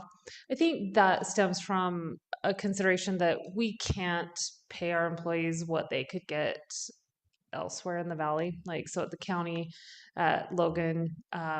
And so what we've been trying to do, I think since I became mayor, is try to offer things that don't have an actual or a direct cost to the city. Just be, in short, a good place to work, like having, just a good place to work. So my calculation, Good Friday, I think we can talk about, but having a receptionist sit here on Christmas Eve doesn't seem to be the right balance, in my opinion, in Yeah. terms of getting what we pay for from the few staff that are there. I think for the most part, we're working with people who are working probably far more than they're actually paid for.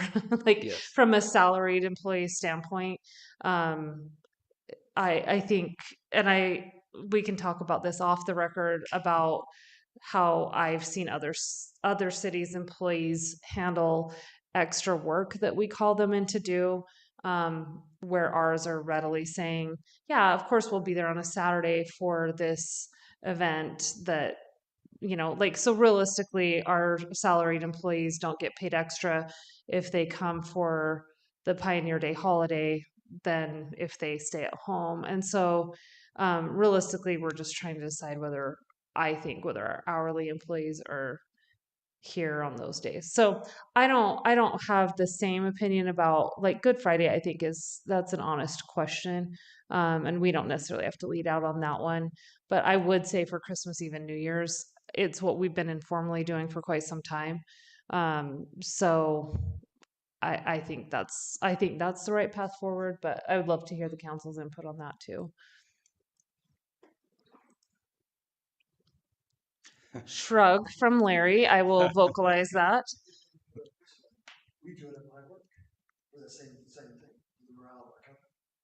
Because we put in long hours, we put in long hours and we know everybody does. So it's just one of those morale boosters in the private sector. That's why I put it in my private perspective. In the private sector, that's just one of those morale boosters that we say, okay, So if we've already been informally doing it for Christmas Eve and New Year's Eve, then it sounds like in reality we're only adding an additional holiday. Does that sound pretty accurate then? That's accurate based off of operations. Since Okay. I've been here, the only times that we've had Christmas Eve and New Year's Eve, I think a few mayors 3 or 4 ago tried to do like a half day on those days, and then everyone just took off a half day with their vacation or sick leave or vacation on that day.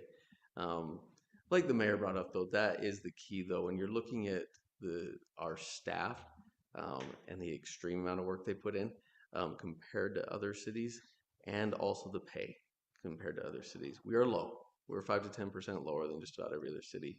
And so these types of benefits that don't cost us are the things that we always look into.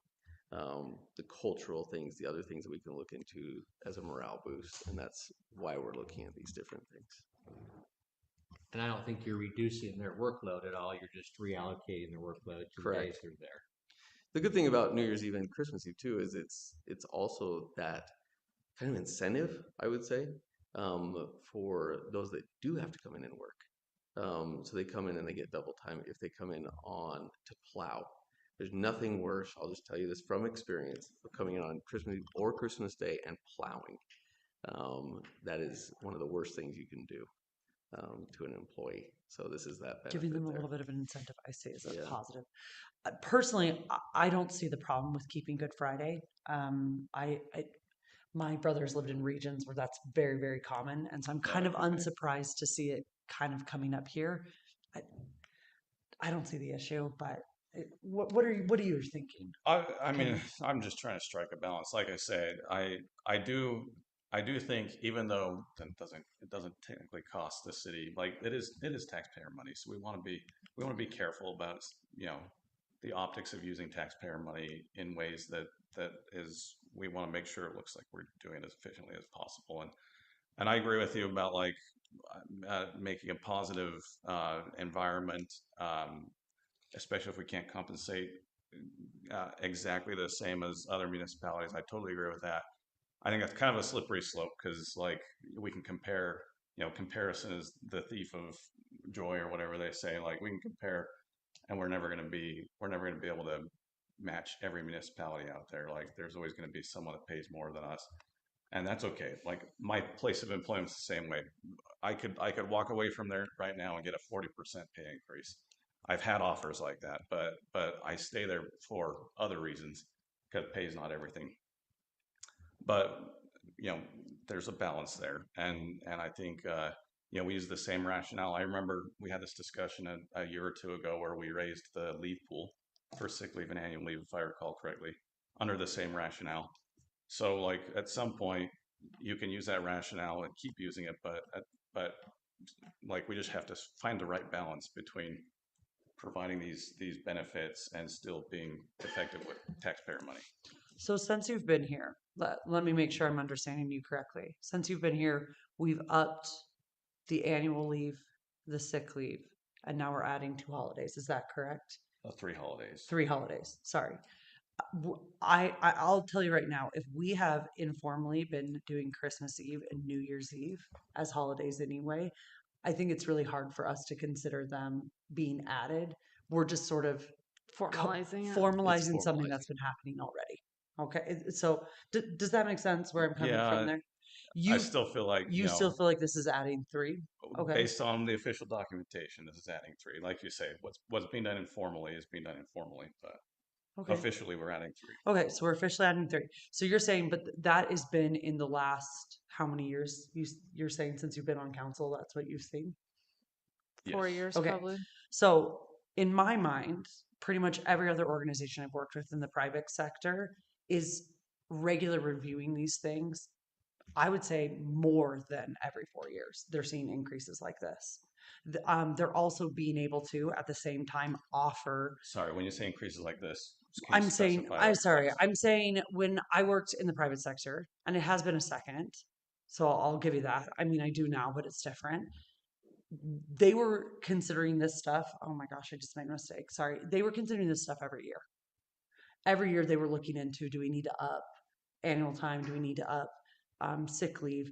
What about this? They were looking in all of these directions. Every year they didn't do it, but I would say pretty much every other year there was an increase. Now, was it always 3 holidays? No, but there was lots of different things that they were looking into pretty consistently because attrition is a huge issue. And that's something that I feel like within 4 years to have increased the way we've done feels conservative and appropriate for the salaries that we are able to offer. Yeah, I mean, I work also in a large institution. I work with large institutions every day, and their leave pools and leave calendar and holiday calendars are quite static. Like they may evaluate them every year, but they're not raising them every year. The university hasn't raised it in a long time because it's already pretty generous. And now North Logan Cities even exceeds the university's annual leave pool, for example.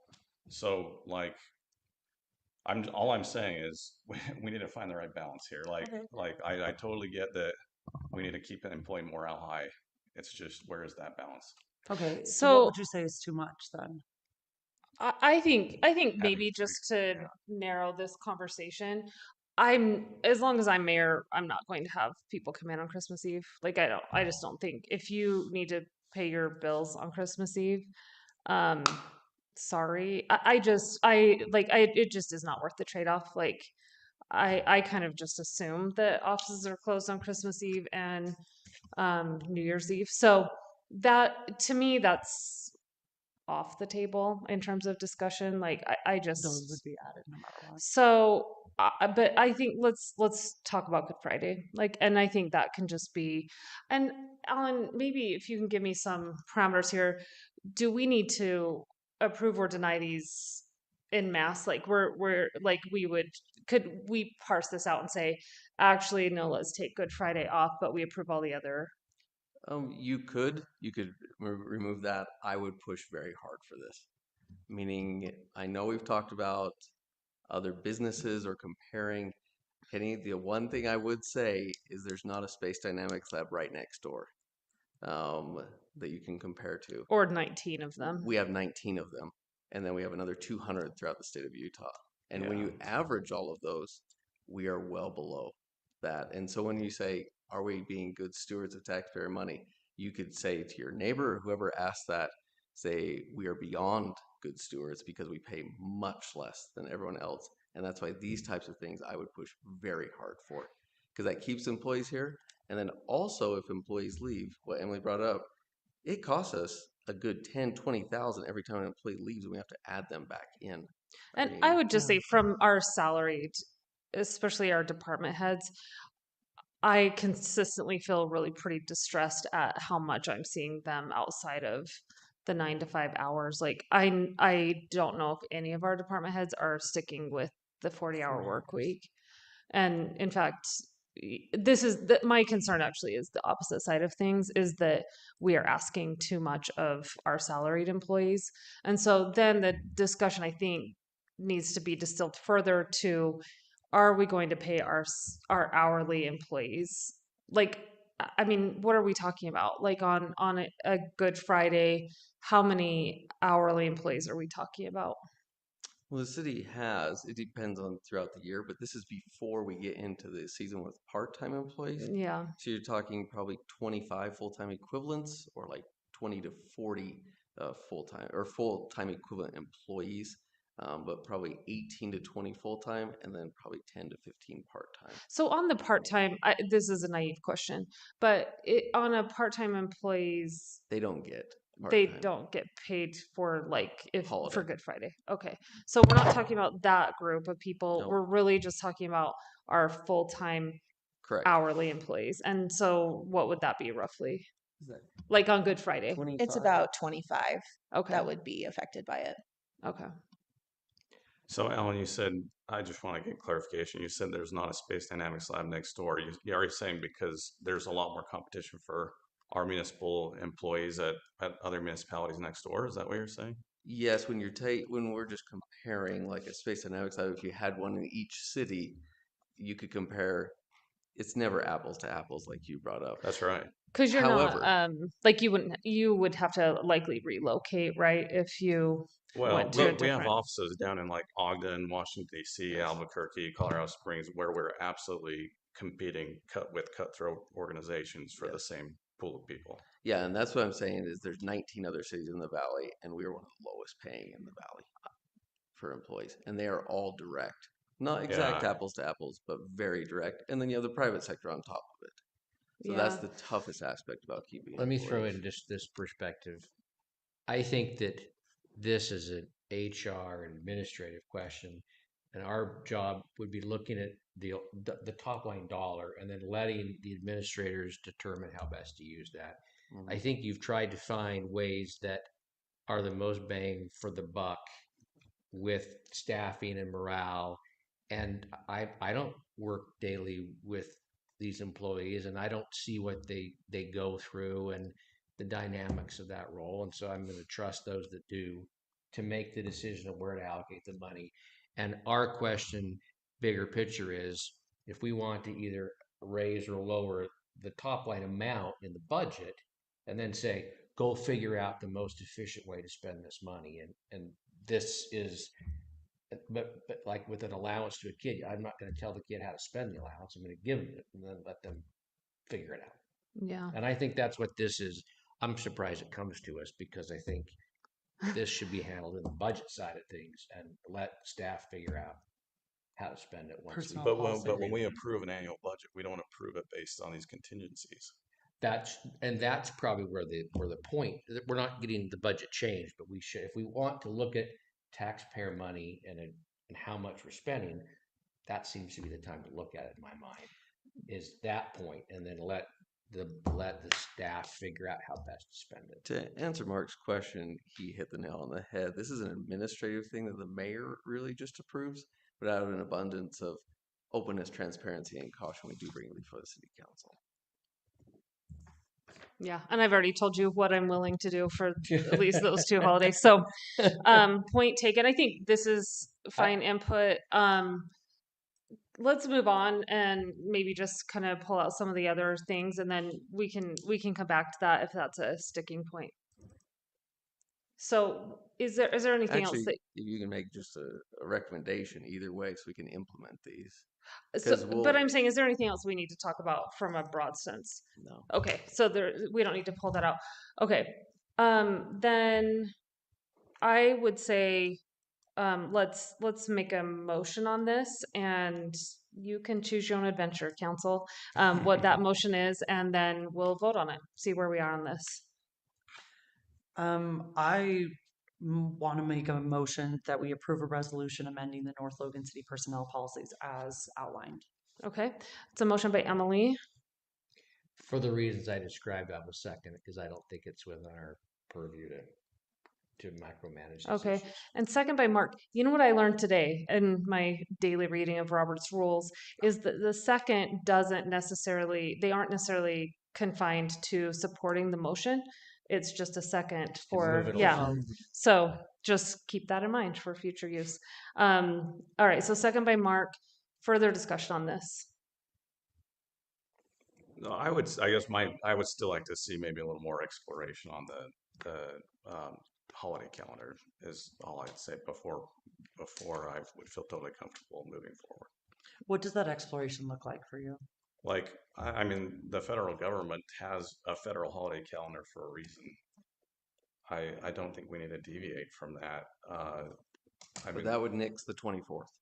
Yeah, it would. Well, yeah, and what we do at the university is take the 24th, but swap it with Columbus Day.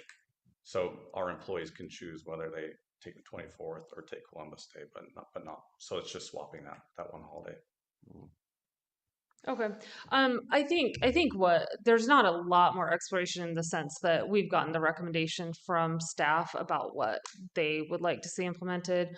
So I think at this point it's just kind of a yes or no. Do we accept their recommendation?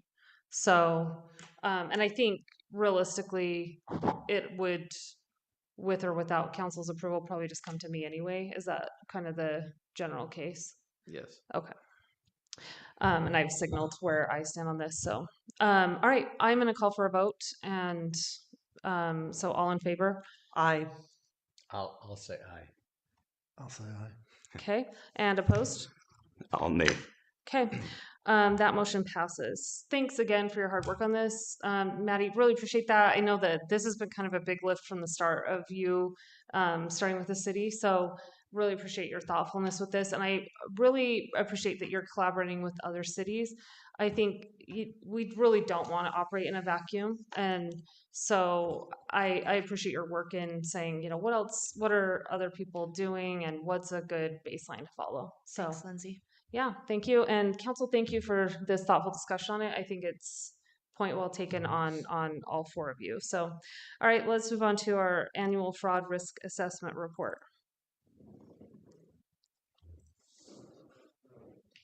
I'll probably turn the time over to Scott. Scott's the All right, Scott, you haven't had a chance tonight. Members of the committee Resting your that have voice helped out with last this. time.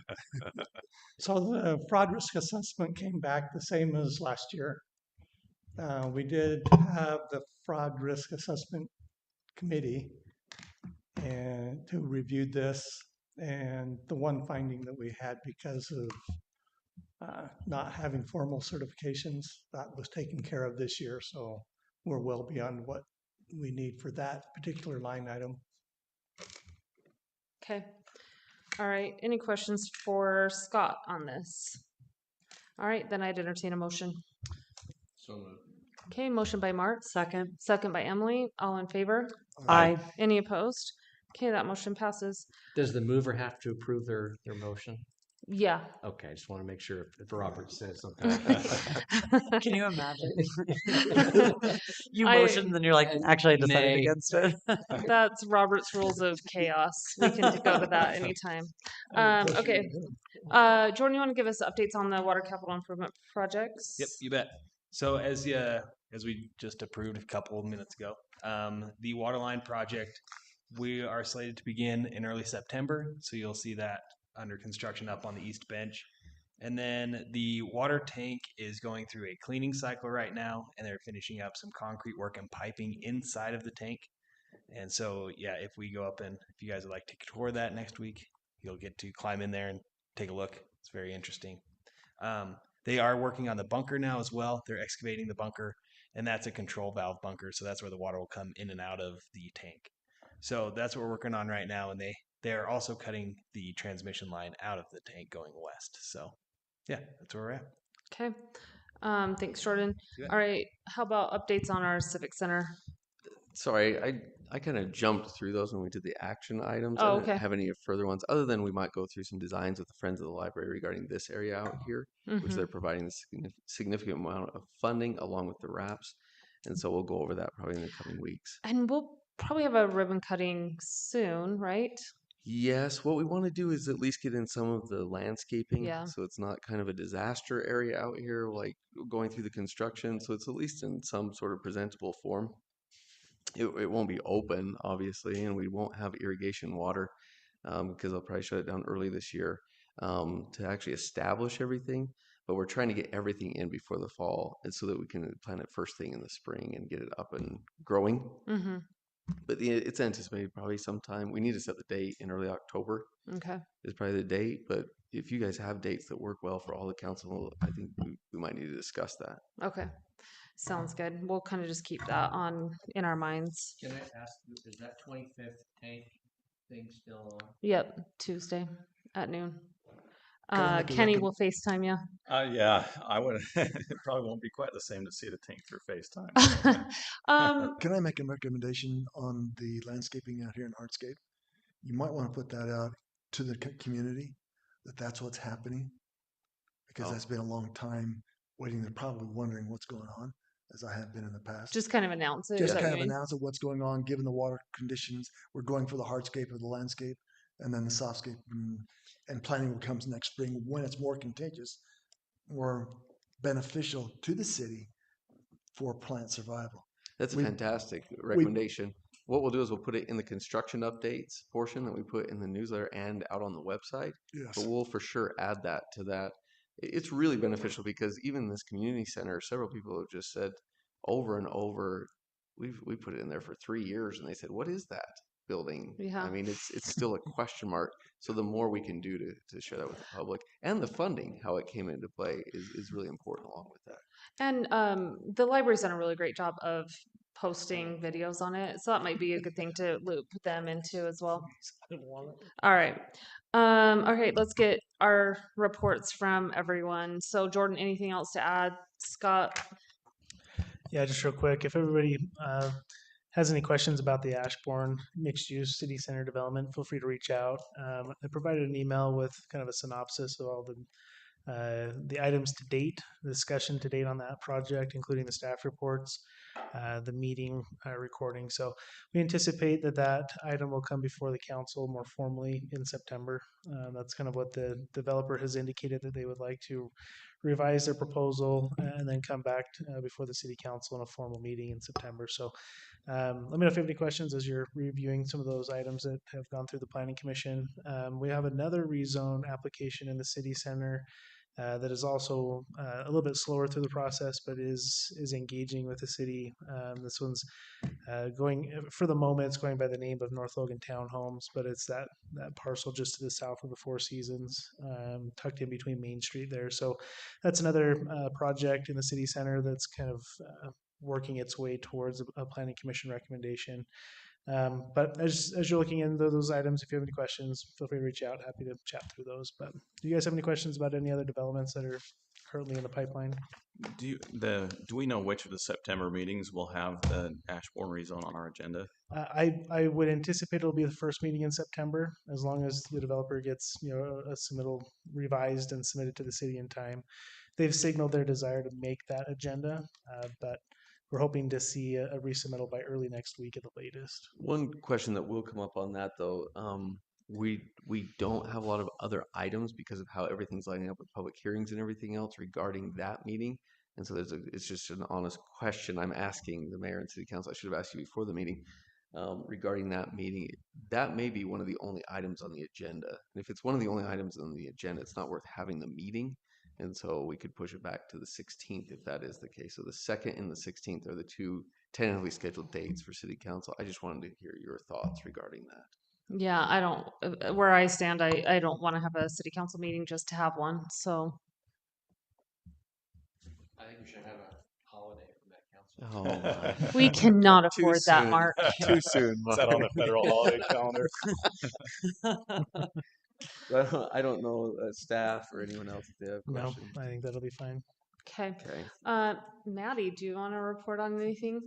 You're here. Scott. Okay, Alan. Let me just pull up anything else coming up. List of upcoming events. So the Redneck Night is this Saturday. That's a lot of fun games that Jesse and his crew put together. But the big component of that is we've rescheduled the fireworks to that night. So luckily the fireworks provider was kind enough to just say, hey, we'll reschedule that. And so they're going to reschedule that. They could just say, hey, no fireworks, but we'll reschedule that for the 22nd. And it'll start at 9 p.m. The fireworks at 9 p.m. So Redneck Night starts at 6:30. The fireworks will start at 9. They'll have movie The Cars out in the south side of Elk Ridge. That starts at 8:15. But yeah, the fireworks, just to let everyone know, they'll be at 9 p.m. That night, which will be fantastic. They do a great show. Water tank exploration, we talked about that.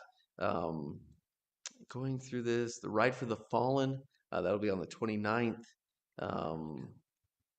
Pirate Night, Day of Service.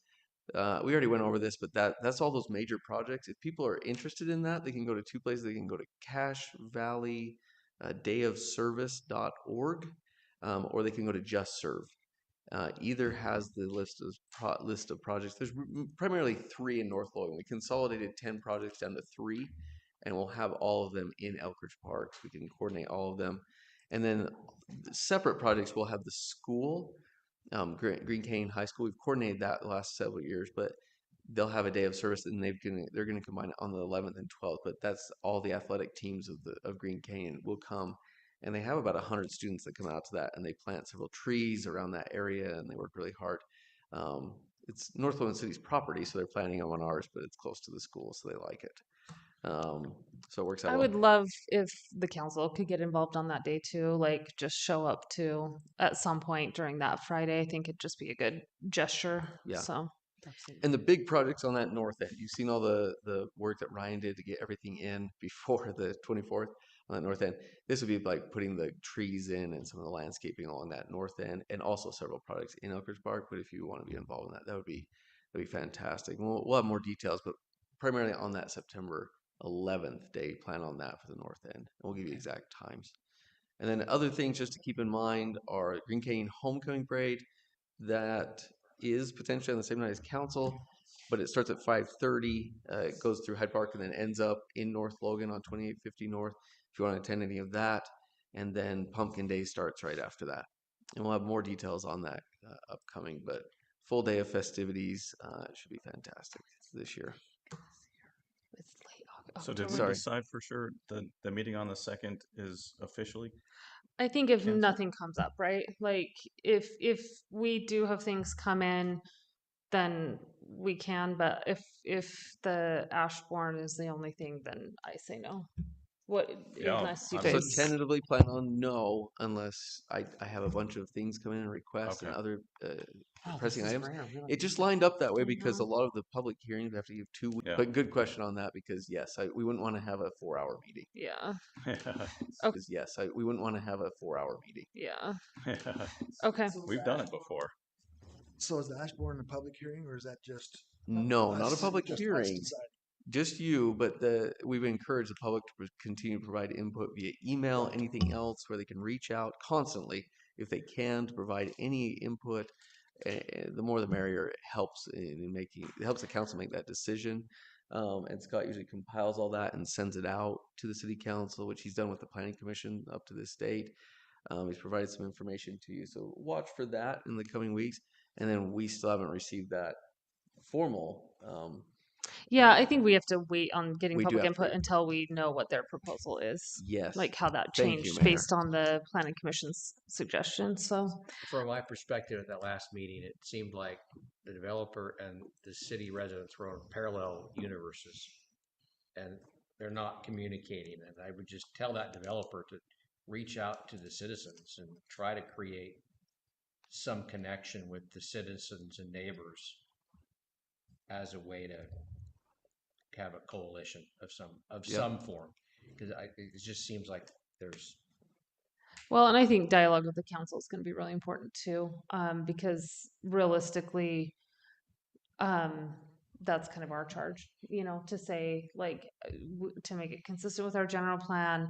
And because I think what I don't want to get into is kind of this spiral where it's like I just don't want anything there, I agree. like, and so I think the important discussion is going to be with us to say, hey, what's palatable here, what is consistent with our general plan and with the density that makes sense given the input that we got from our residents. So look for that. That's what I've Okay. encouraged, at least with the developer, is to not have that dialogue wait till the council where it's proposed. So, Only other yeah. item is newsletter. I think that's Emily. Thank you for providing that for September. Oh, you're welcome. Fantastic. And then Mayor, you are up for October, so just watch for that Okay. request. Oh, perfect. Okay, I just have a few things just to give you guys heads up on. I was on the ULCT call yesterday. They're saying that there's just a really big push. There's a governor-sponsored bill to remove municipal taxation completely in Florida. And the question is, what do they replace it with? Nothing. So it's like a multi-billion-dollar deficit that I truly don't even know like what the thought is. At the But- property tax and at the sales tax level then? It's not sales tax, doesn't affect the sales tax, but it's It's property. like a homestead component to the property tax, so it had something to do with historical ownership not being taxed. Yeah. So just so you guys know, they across the state, just informally, just in the ULCT group, they didn't see increased participation with the increased transparency, which I think we all knew, right? Like the participation, that we weren't the problem in terms of allowing people to be able to speak at those TNT hearings. But that was true, it seems like, across the state, that it was kind of similar. Fire district, those discussions are ongoing, but we've completely cleared the fire district board, and then Executive Danes is going to be reappointing it's an 11-member board. The south end of the valley has been meeting twice a week sometimes, so they have a lot farther to go. But the latest numbers that they presented to us is that we would receive a $611,000 voucher from the county, which is just money that we've always spent on county fire and not gotten anything for it. That we would get that less some sort of administrative fee, which is in the 5% realm. So that's the plan currently. We're down to a 0.39 tax, which is doable, I think, for us. Like that's a level that makes sense. So just so you know, that's kind of where the talks are going. This is the trickiest conversation I've seen. Garbage, there's kind of an obvious path. Fire has been a lot trickier. So I don't know exactly where that's going to go in any given week. We have our COG applications coming up and CMPO both. So I'll kind of just keep you guys updated on those. And then Rec Center, Emily maybe can speak to that, but they've kicked all the mayors off and formed a board with the council members, and I think that's actually incredible. So Yeah, we were supposed to have a meeting this week, but it doesn't look like the people's schedules are lining up. So I'm just waiting to hear when our first meeting will be to kick that off. okay, and then just so you guys know, ULCT is end of October this year. I'm not sure exactly why, but just so you guys know, it's usually first like in September, so that'll be a change from the usual. I can give you dates, but all right, and then I will. I move that entertain we a- adjourn the meeting. Okay, motion by Emily, I'll second it. second by Larry. All in favor? Aye. Thanks, Except you I guys. guess Larry.